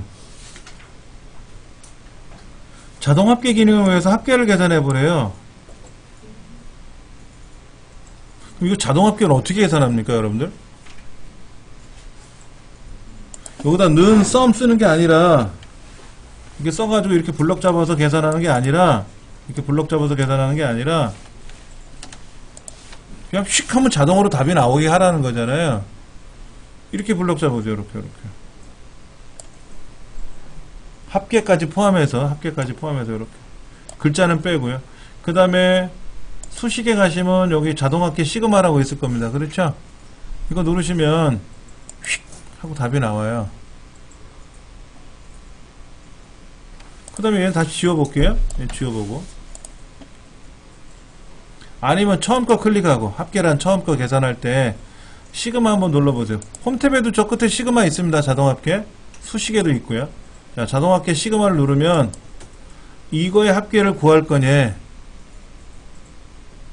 맞잖아요. 그렇죠? 엔터 치고 자동 채우기 해도 되죠? 우리 지금까지 이렇게 했었잖아. 대신에 는 썸을 누가 쓴 거야? 내가 안 쓰고 엑셀한테 시킨 거지. 이렇게 쓴 거지. 근데 이것도 있어요. 합계란만 블럭 잡고 시그마를 누르면 합계가 나와요. 그런데 내가 구하고자 하는 합계가 국어는 빼고 영어, 수학, 정보, 산업만 더 합계를 구한다 그러면 이렇게 블럭 잡고 하면 요 세 가지 합계가 나오는 거고 국어까지 포함해서 이렇게 하면 네 가지 합계가 나오는 거고 합계란만 블럭 잡고 합계를 구하라 그러면 알아서 앞에 있는 숫자들을 다 더해요. 근데 예를 들어서 여기에 뭐 출석일수가 있단 말이에요. 출석일수 30일, 28일, 뭐 24일 이런 거. 그럼 출석일수는 합계 들어가면 안 되잖아요. 그때는 우리가 블럭을 잡고 계산을 해야 되겠죠. 어렵지 않죠, 이거요? 합계 계산하는 거 그냥 눈썹 써도 되는 거예요. 자, 그 다음. 요 앞줄, 여기. 얘를 책에 보면 뭐라고 되어 있냐면은요. 홈에 가서 채우기 핸들이, 채우기 있지 않습니까? 페인트 톤 그림 있지 않습니까? 여기 가서 빨간색을 선택해서 채우래요. 뭐 어렵지 않잖아요. 채우는 거는 이렇게. 다시 어떻게 하면 돼요? 블럭 잡아서 채우기 가서 없으면 하면 또 사라지는 거죠. 그렇죠? 해보셨죠? 어려운 건 아니죠? 자, 합계를 계산하는데 선배님 합계 좀 계산해 주세요. 자네 할 줄 모르는가? 예, 저는 엑셀을 안 해봐서 합계를 못 구하겠는데요. 는 썸이라고 쓰게. 예? 는 썸이요? 는 썸이요? 이 는 썸 말고 는 썸이라며요. 헤매는 거지 이제. 는 썸 쓰라고. 아, 그거요? 모르는데요. 그래? 알았어. 그러면 내가 여기다가 버튼을 만들어 줄게. 버튼을 만들어주고 합계라고 쓸 거니까 궁금하면 이따가 요거만 탁 누르게. 딱 누르면 촥 답이 나올 걸세. 자동으로 만들어주자 이거죠. 그리고 또 도형을 하나 단추를 하나 만들어서 얘 서식이라고 쓰고 얘를 딱 누르면 여기가 빨갛게 착 변하게 해보자 이거야. 어떤 의미인지 아시겠어요? 매크로는 이렇게 두 문제가 나옵니다. 첫째, 계산하는 문제 하나, 아주 단순하게 합계 구하는 거, 평균 구하는 거, 이런 것만 나와요. 예. 그 다음에 첫 줄을 빨갛게 해라, 노랗게 해라, 꾸미는 게 하나 나와요. 아니면은 합계를 계산하고 소수점이야, 평균을 계산하고 소수점이야를 두 자리로 정리하는 뭐 그런 걸 계산한다든지. 이게 두 문제가 나옵니다. 근데 뭐를 누르면 작동하는 거예요. 뭐를 누르면 작동하는 겁니다. 한번 해보죠. 뭐 천천히 해볼게요. 개발도구라는 메뉴가 있나 확인해 보세요. 개발도구가 없으면 못할 수도 있어요. 시험을. 자, 오피스 단추 눌러서, 오피스 단추 어떤 건지 아시겠죠? 엑셀 옵션에 가셔서 여기 리본 메뉴에 개발도구 탭 표시가 해제가 되어 있으면 없어요. 개발도구가. 자, 오피스 단추 눌러서 엑셀 옵션에 가서 리본 메뉴에 개발도구 탭을 표시하면 어떻게 된다? 그때 비로소 개발도구가 떠요. 여기 매크로라는 게 있죠? 매크로라는 게 있지 않습니까? 근데 화면 밑에도 매크로가 있어요. 제일 밑으로 내려가면 준비 옆에 보면 빨간 점이 있죠?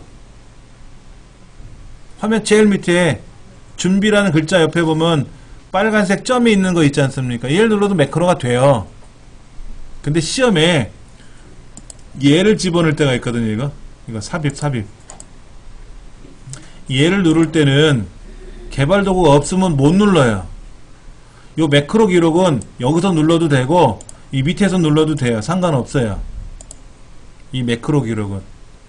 근데 시험 문제에 양식 컨트롤을 삽입하시오 라고 하는 문제가 나오면 반드시 개발도구란 탭이 있어야만 가능합니다. 네. 자, 문제는 2010이나 2013을 쓰시는 분들이요. 거기는 달라요, 메뉴가. 모든 엑셀 시험 문제에서 일반적으로 사용하는 방법이 동일한데요. 얘도 동일하게 되어 있습니다. 대신에 오피스 단추 대신에 파일이라는 메뉴로 바뀐 거 외에는 없어요. 여기도 개발도구가 있잖아요. 그렇죠? 근데 얘는 어떻게 하는 거냐면요. 옵션에 가서 여기 없죠? 2007은 어떻게 되어 있어요? 2007은 가면 옵션에 가면 바로 여기 있었지 않습니까? 개발도구가. 근데 2010이나 2013은 어디 있냐면은 여기 있어요. 여기 리본 사용자 지정에 가면은 개발도구가 빠져 있었어요. 그래서 옵션에 가서 이 부분이에요. 이 부분. 여기 가면 개발도구가 빠져 있잖아요. 이 개발도구를 추가해 주시면 그때 가서 개발도구가 뜨는 겁니다. 2010과 13은 이렇게 하시는 거예요. 당연히 시험장은 2007이니까 하시면 되는데 여러분 댁에서 공부하시는 프로그램이 2010으로 연습하셔도 지장은 없어요. 예, 메뉴가 거의 다 99% 똑같으니까. 근데 요 개발도구라는 메뉴를 끄집어내는 게 약간 달라요. 그래서 말씀을 드렸습니다. 네. 요것만 체크하시면 되고요. 자, 그럼 한번 해보죠. 뭐 1번 문제. 합계 영역에 합계를 계산해서 집어넣으래요. 집어넣으면 될 거고. 자, 먼저 합계라는 매크로를 만들어야 되는데 양식 컨트롤에, 즉 개발도구에 삽입에 양식 컨트롤에 단추라는 게 하나 있을 거예요. 단추 첫 번째 거 확인하셨어요? 얘를 딸깍 누르면 요렇게 뜹니다. 이렇게 얇은 열십자가가 뜰 거예요. 그렇죠? 그럼 얘를 C14번째. C14번째가 어디 있나? 여기 있나? C14번째부터 D15번째까지 그리래요. 그렇죠? 정확히 그려야 돼요. 정확히 그려야 돼. Alt키 누르고 그리시면 그려져요. 얘를 무턱대고 휙 드래그하면, 자 보세요. 얘를 그냥 대충 그리면 막 지멋대로 그려지거든요. 이렇게 그리지 마시고 어떻게 하나? Alt키를 눌러서 드래그하면 셀의 크기만큼 딱딱딱 떨어져요. 그렇죠? 그렇게 해서 그리시면 돼. 근데 요거의 글자는 어떻게? 요건 글자 못 고쳐요 지금요. 단추 3이랑은 못 고치니까 걱정하지 마시고 이따 고치면 되니까. 매크로 이름을 뭐로 하라고 되어 있어요? 합계 매크로라고 되어 있네. 매크로 이름은 합계로 지정하래. 그럼 여기다 합계라고 쓰시면 돼. 매크로 이름을 합계라고 지정하는 거예요. 근데 여기 합계라는 매크로가 밑에 없어요. 사실은 매크로가 한 여러 개 있어야 돼. 합계도 있고 평균도 있고 뭐도 있어야 돼. 그럼 그 중에 내가 합계를 딱 선택을 하면 이제 이걸 클릭하면 합계가 착 작동되게끔 하는 거야. 근데 없죠 지금요. 없으니까 기록해야 돼. 새로 만들기 아니에요? 이거 누르시면 큰일 납니다. 기록 버튼 누르시는 겁니다. 그랬더니 너 매크로가 없어서 새로 만들겠다, 기록하겠다라는 거구나 라는 거죠. 그래, 합계 맞니? 오케이, 확인. 그러면 이제 지금부터 화면에 아무것도 안 나타나요. 지금부터는 아까 우리 합계 계산했던 거 있었잖아요, 이거요. 합계 계산했던 거 있지 않습니까? 얘를 그대로 수행하시면 돼요. 어떻게 했어요, 아까? 블록 잡고, 이렇게 블록 잡고, 수식에 가서 자동합계 눌렀죠? 자동합계 눌렀지 않습니까? 그렇죠? 딱딱 누르면 합계 나왔잖아요. 그렇죠? 끝났네? 그러면 개발 도구에 가서 기록 중지하시면 됩니다.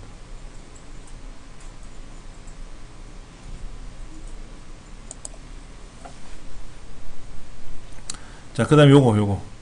자, 보세요.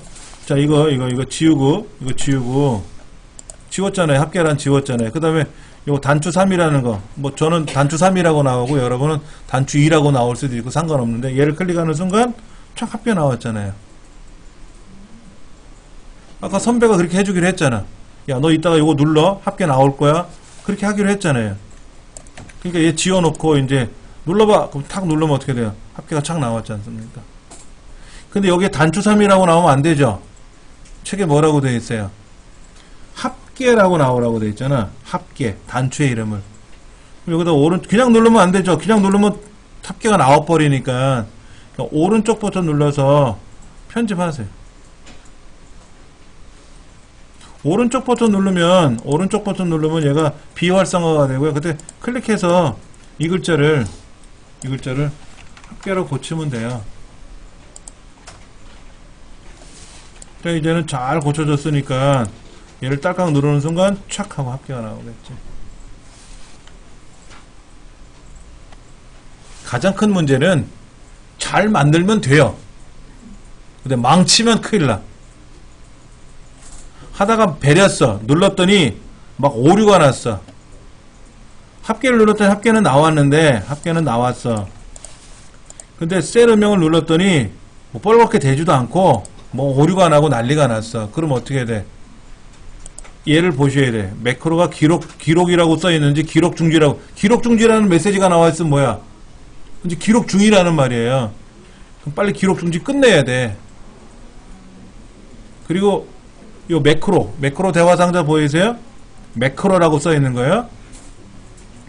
매크로라고 하는 매크로 목록 상자, 매크로 기록 상자가 아니라 매크로 목록 상자에 보시면 Alt F8이라고 되어 있죠? 그것도 시험에 나와요. 매크로 보기를 할 때는 어떤 키를 누를까요? 이렇게 물어요. 매크로가 중요하다 보니까.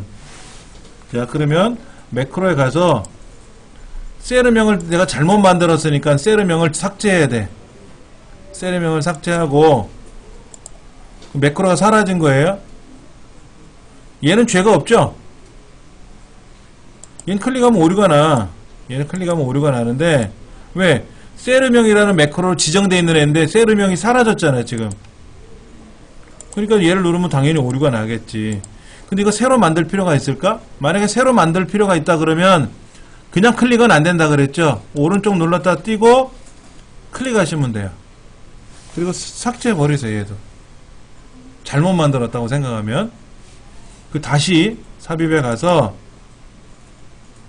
양식에 가서 Alt키 눌러서 또 쫙 그리고 이제 매크로를 새로 지정해야 되겠죠. 셀 음영이라고 새로 만들고 기록 그리고 확인. 그 다음에 여기다가 그냥 그대로 두세요. 홈에 가서 빨갛게 칠하는 걸 할 겁니다. 이렇게 빨간 걸 칠하는 걸 할 겁니다. 그리고 개발 도구에 가서 기록 중지를 누르면 되죠. 그 다음에 요거는 다시 색깔을 다른 거로 바꿔치기 해 놓고요. 여기는 오른쪽 눌러서 편집에 들어가서 셀 음영이라고 쓰고 이렇게 다시 이제 색깔 바꿔놔야지. 그리고 얘도 이름 고쳐놔야지. 눌러보면 빨갛게 변하면 성공한 거죠. 딱 눌렀더니 빨갛게 됐네. 이제 성공한 거죠. 잘못 만들면 매크로 목록 상자에 가서 잘못 만들어진 매크로를 반드시 삭제하세요. 얘를 편집하려면 어려워요. 이거 우리 안 배웠거든. 이렇게 하는 거 안 배웠기 때문에 이걸 직접 수정하려면 어렵습니다. 이거 우리 못해요. 이렇게 못하니까는 잘못했을 때는 어떻게 하라? 그 매크로를 아예 삭제해버리고 다시 만드셔야 가장 편해요.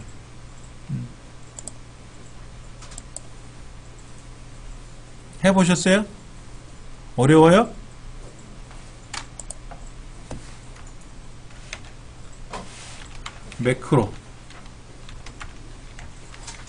매크로가 뭐냐 이거지. 매크로가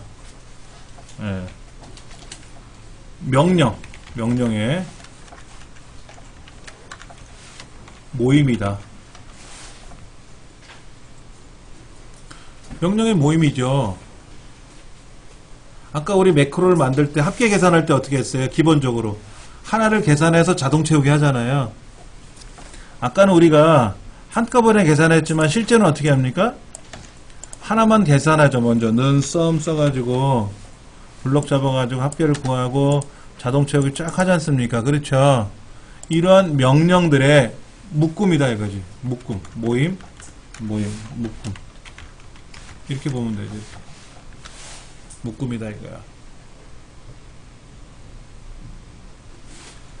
마우스나 키보드의 움직임을 기록합니다. 근데 내가 마우스를 막 움직였어요. 이렇게 그냥 흔들었어. 이렇게 보기도 가보고 검토도 가보고 데이터도 가보고 개발 도구도 막 왔다리 갔다리 했어.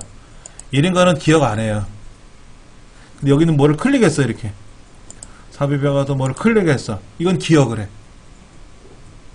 이런 건 기억을 해요. 그냥 뭐 얘도 가보고 쟤도 가보고 구경만 하고 있잖아. 이런 건 기억을 안 하고 거기 가서 뭐를 클릭했단 말이야. 이렇게 그럼 그걸 다 기억을 하는 거예요. 키보드로 글자를 쓰지 않습니까? 이렇게 오르락 내리락 하는 거 말고 여기다 뭐 이렇게 쓰지 않습니까? 이렇게 그럼 이런 명령을 다 기억을 해요. 움직임을 기록한다 이거지. 움직임이라는 건 뭐다?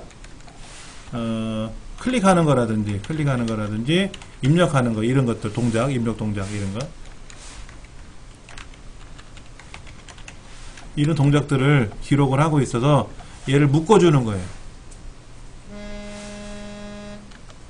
그 다음에 매크로명 아까 우리 매크로명에다 뭐 넣었어요? 합계 또 세르명 이렇게 매크로명을 했잖아요. 매크로명은 아까 그 이름 상자에 이름 등록하는 거랑 동일해요. 이름 상자 등록하는 방법이 있었죠? 등록 방법과 동일하다고 보시면 돼요. 어떤 의미냐면은 첫째 문자로 시작한다. 우리말로 시작해도 돼요. 영어로 시작해도 돼요. 그렇죠? 여기서 뭐는 허용한다? 밑줄로 허용. 밑줄로 시작하는 거는 가능하다는 거고. 또 뭐가? 공백은 허용하지 않는다는 거죠. 또 뭐가 있었죠? 특수문자. 특수문자는 허용하지 않는다, 이런 거지.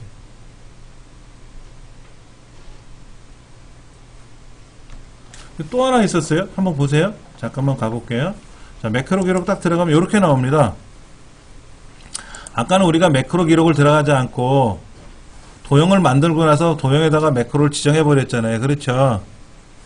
아까 요거 삽입에 가서 얘를 딱 지정을 하는 순간 매크로가 열렸지 않습니까? 이렇게 직접 지정하지는 않았어요. 근데 좀 이따가 이제 직접 지정하는 연습을 해볼 텐데, 이렇게 매크로 지정을 누르면은 매크로 이름을 집어넣어요. 여기는 숫자, 글자로 써도 되는데 숫자로 시작하면 안 돼요. 첫 글자는 반드시 문자로 시작하는 거고, 요거 보셔야 돼요. 바로가기 키. 자, 바로가기 키는요, 바로가기 키, 매크로의 바로가기 키라는 게 있는데, 얘는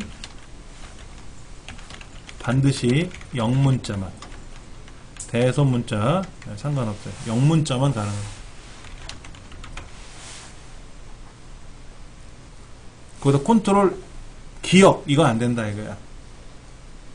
컨트롤 3 이거 안 된다 이거야. 컨트롤 Q 이건 돼.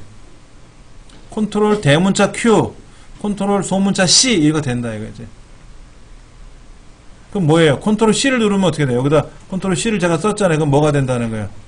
키보드로 컨트롤 C를 딱 누르면 이 매크로가 쫙 작동된다는 거예요. 근데 컨트롤 C가 뭐예요? 복사잖아. 자, 여기를 예를 들어서 컨트롤 C라고 뭐를 걸어놨는데, 제가 이렇게 블럭 잡고 나서 컨트롤 C를 딱 누르면 어떻게 돼? 복사가 되는 게 아니라 그 매크로가 작동된다는 거지. 매크로의 바로가기 키는 윈도우의 바로가기 키보다 우선한다.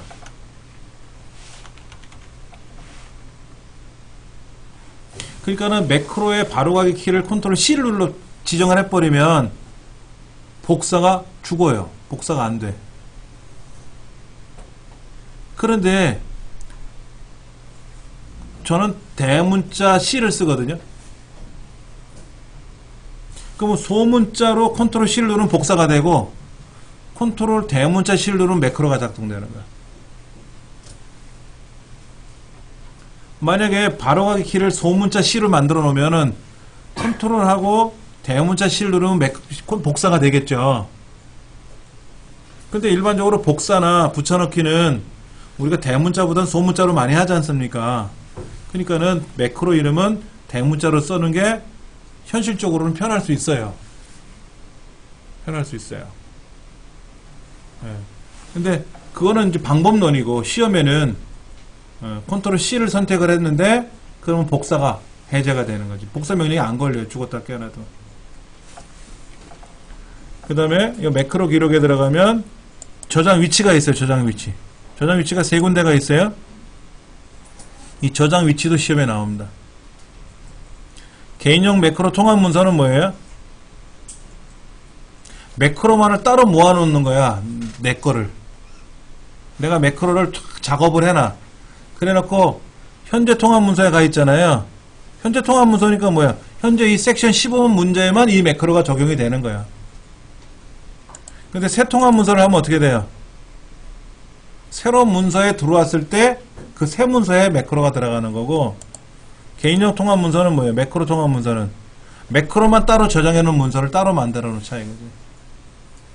그럼 언제든지 내가 컨트롤 C, 대문자 C 누르면 뭐가 되고, 컨트롤 대문자 A 누르면, 원래 컨트롤 A는 뭐예요? 전체 선택이잖아요. 컨트롤 대문자 A를 누르면, 여기다가 대문자 A를 누르면 이렇게 됩니다. 컨트롤 Shift A라고 돼요. 소문자 A를 누르면 그냥 컨트롤 A고, 대문자 A를 누르면 컨트롤 Shift A라고 변해요. 그럴 때 얘를 누르면 뭐가 작동이 되게끔 매크로를 만들어주면 되겠지. 설명은 그냥 쓰는 거고, 이거는 비실행문이니까 신경 안 쓰셔도 되고. 그게 이제 매크로에서 약간 달라지는 개념이 되는 거죠.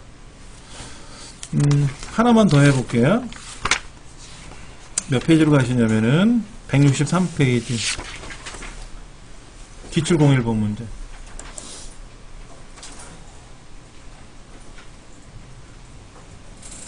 매크로를 하시기 전에는 예행 연습을 꼭 하셔야 돼요. 자, 보세요. 수령액 계산하는 게 뭐래요? 는, 본봉, 더하기, 수당, 빼기, 세금, 이렇게 해서 자동처리 쫙 하래. 예행 연습했죠? 오케이. 두 번째 문제는 어떻게 하래요? A 두 번째부터 F 11번째까지 테두리 선을 착 그리래. 예행 연습 됐죠? 그럼 이제 어떻게 하면 돼요? 얘를 다시 가서 선 없음 하면 다시 선이 빠지거든? 이렇게 놓고. 그러니까 두 가지 다 예행 연습을 한 번씩 해보고, 그 다음에 이제 문제대로 한번 해봐야죠. 1번. F3부터 F12, 11 사이에, 계산하시오 라고 되어 있어요. 근데 어떻게 되어 있냐면, 삽입, 도형, 기본 도형에 가면 해님이 있어요. 해님. 해가 있어요. 해. 얘를 A13서부터 A14까지 Alt키 눌러 그리면 그려지겠죠. 그렇죠. 그래서 얘를 클릭을 하면 수령액이 착 나오게 계산하라는 거죠. 그 말이지 않습니까? 예. 그럼 이제 도형 그려놔야죠. 그런데 아까 이 개발 도구에서는요, 요거 양식 컨트롤 얘를 누르면 자동으로 매크로를 물어봐요. 근데 이 도형은 안 묻습니다. 매크로를 할 건지 그냥 그림만 그려 넣을 건지 모르기 때문에. 이 삽입에 있는 컨트롤 양식은요, 매크로를 연결하라는 명령에 본래. 예. 자, 그러면 이제 여기다가 오른쪽 버튼 눌러서 매크로를 지정하면 돼요. 매크로를 지정하면 돼요. 자, 매크로 이름은 뭐예요? 수령액. 근데 수령액이라는 매크로가 없지 않습니까? 없으니까 어떻게 돼요? 기록해야 되겠죠? 있으면 선택하면 되는데 없으니까 기록하고 눌러서 다시 확인 눌러서 첫 번째다 놓고 는, 본봉, 더하기, 수당, 빼기, 세금 엔터 치고 얘를 자동 처리 쫙 하면 답이 끝났지 않습니까? 그럼 뭐 해야 돼? 기록 중지 해야지. 기록 중지. 자, 그러면 얘를 한번 지워놓고 한번 볼게요. 이거 햇님 누르는 순간 착 답 나왔네. 성공했고. 근데 햇님 안에다가 글자를 쓰래요? 글자 쓸 공간이 없을 것 같아. 그래서 글자 쓰라는 말은 없는 것 같아. 자, 두 번째 문제는 여기다가 테두리 선 그리는 거였어요. 아까요. 예, 예행 연습 해봤고. 자, 삽입, 도형, 기본 도형에 가면 뭐가 있더나, 빗면이라고 있어요. 빗면. 그 12각형 밑에 보면 빗면이 있어요. 정육면체, 육면체 옆에 보면 빗면이 있어요. 얘를 C13, C14 두 줄에 걸쳐서 여기다 글자를 뭐 쓰라고 하는 말은 없죠? 글자를 쓰라는 말은 없죠? 여기다 오른쪽 눌러서 매크로를 지정하면 돼요. 매크로를. 근데 지정할 매크로가 없잖아, 현재는. 그러니까는 서식이라는 매크로를 새로 만들어야지. 뭐 기록. 그 다음에 확인 누를 거고. 자, 이제 블록 잡아서 여기 홈 탭에 가시면 테두리 선 그리는 게 있는데, 어떤 컴퓨터에서는요, 얘를 눌러도 선이 안 그려지는 경우가 간혹 있더라고요. 컴퓨터의 버그인지 엑셀의 버그인지 몰라도 만약에 안 그려지면 어떻게 돼요? 컨트롤 1번 셀 서식에 들어가서 테두리를 그려줘야지. 이렇게 기본값으로 안쪽 윤곽선을 그리고 확인 누르면 선이 그려지죠. 그리고 뭐 하면 된다? 개발 도구에 가서 기록 중지 꼭 해야지. 자, 그러면 이제 없었을 때 얘를 누르는 순간 착 선이 그려주면 성공한 거죠. 예, 이렇게 해서 답을 맞춰 나가는 거죠. 예. 163페이지 문제가 그거고요. 매크로는 명령들의 연속된 집합입니다. 묶음입니다. 그래서 154페이지에 있는 설명을 가지고 여러분이 한번 그대로 눈으로 복습하시고 눈으로 실습을 하셔야 돼요. 그리고 컴퓨터로 실습 한번 해보시고, 얘는 지금 실습을 꼭 해보셔야 돼요. 안 하면 안 되는데 처음부터 실습하지 마시고 눈으로 먼저 실습을 하시고 컴퓨터로 하세요. 자, 164페이지는요 웃는 얼굴 집어넣는 거 있고 뭐 쉼표라고 글자를 쓰라고 하는 거예요. 여기다 쓰라고 하면 쓰면 되는 거니까 어려운 건 아니에요. 예. 다음 시간에 요 매크로 문제 한번 더 풀어보고요. 그 다음에 차트로 넘어갈 겁니다. 차트는 양이 많지는 않아요. 근데 차트의 종류가 시험에 무진장 많이 나올 수가 있어요. 잠깐 보시면 삽입에 가면 차트 종류가 굉장히 많습니다. 근데 우리 시험에 나오는 유형이 정해져 있어요. 우리 시험에 나오는 문제 유형은 정해져 있으니까 그 유형만 연습하시면 일단 될 것 같아요. 너무 걱정하지 마시고요.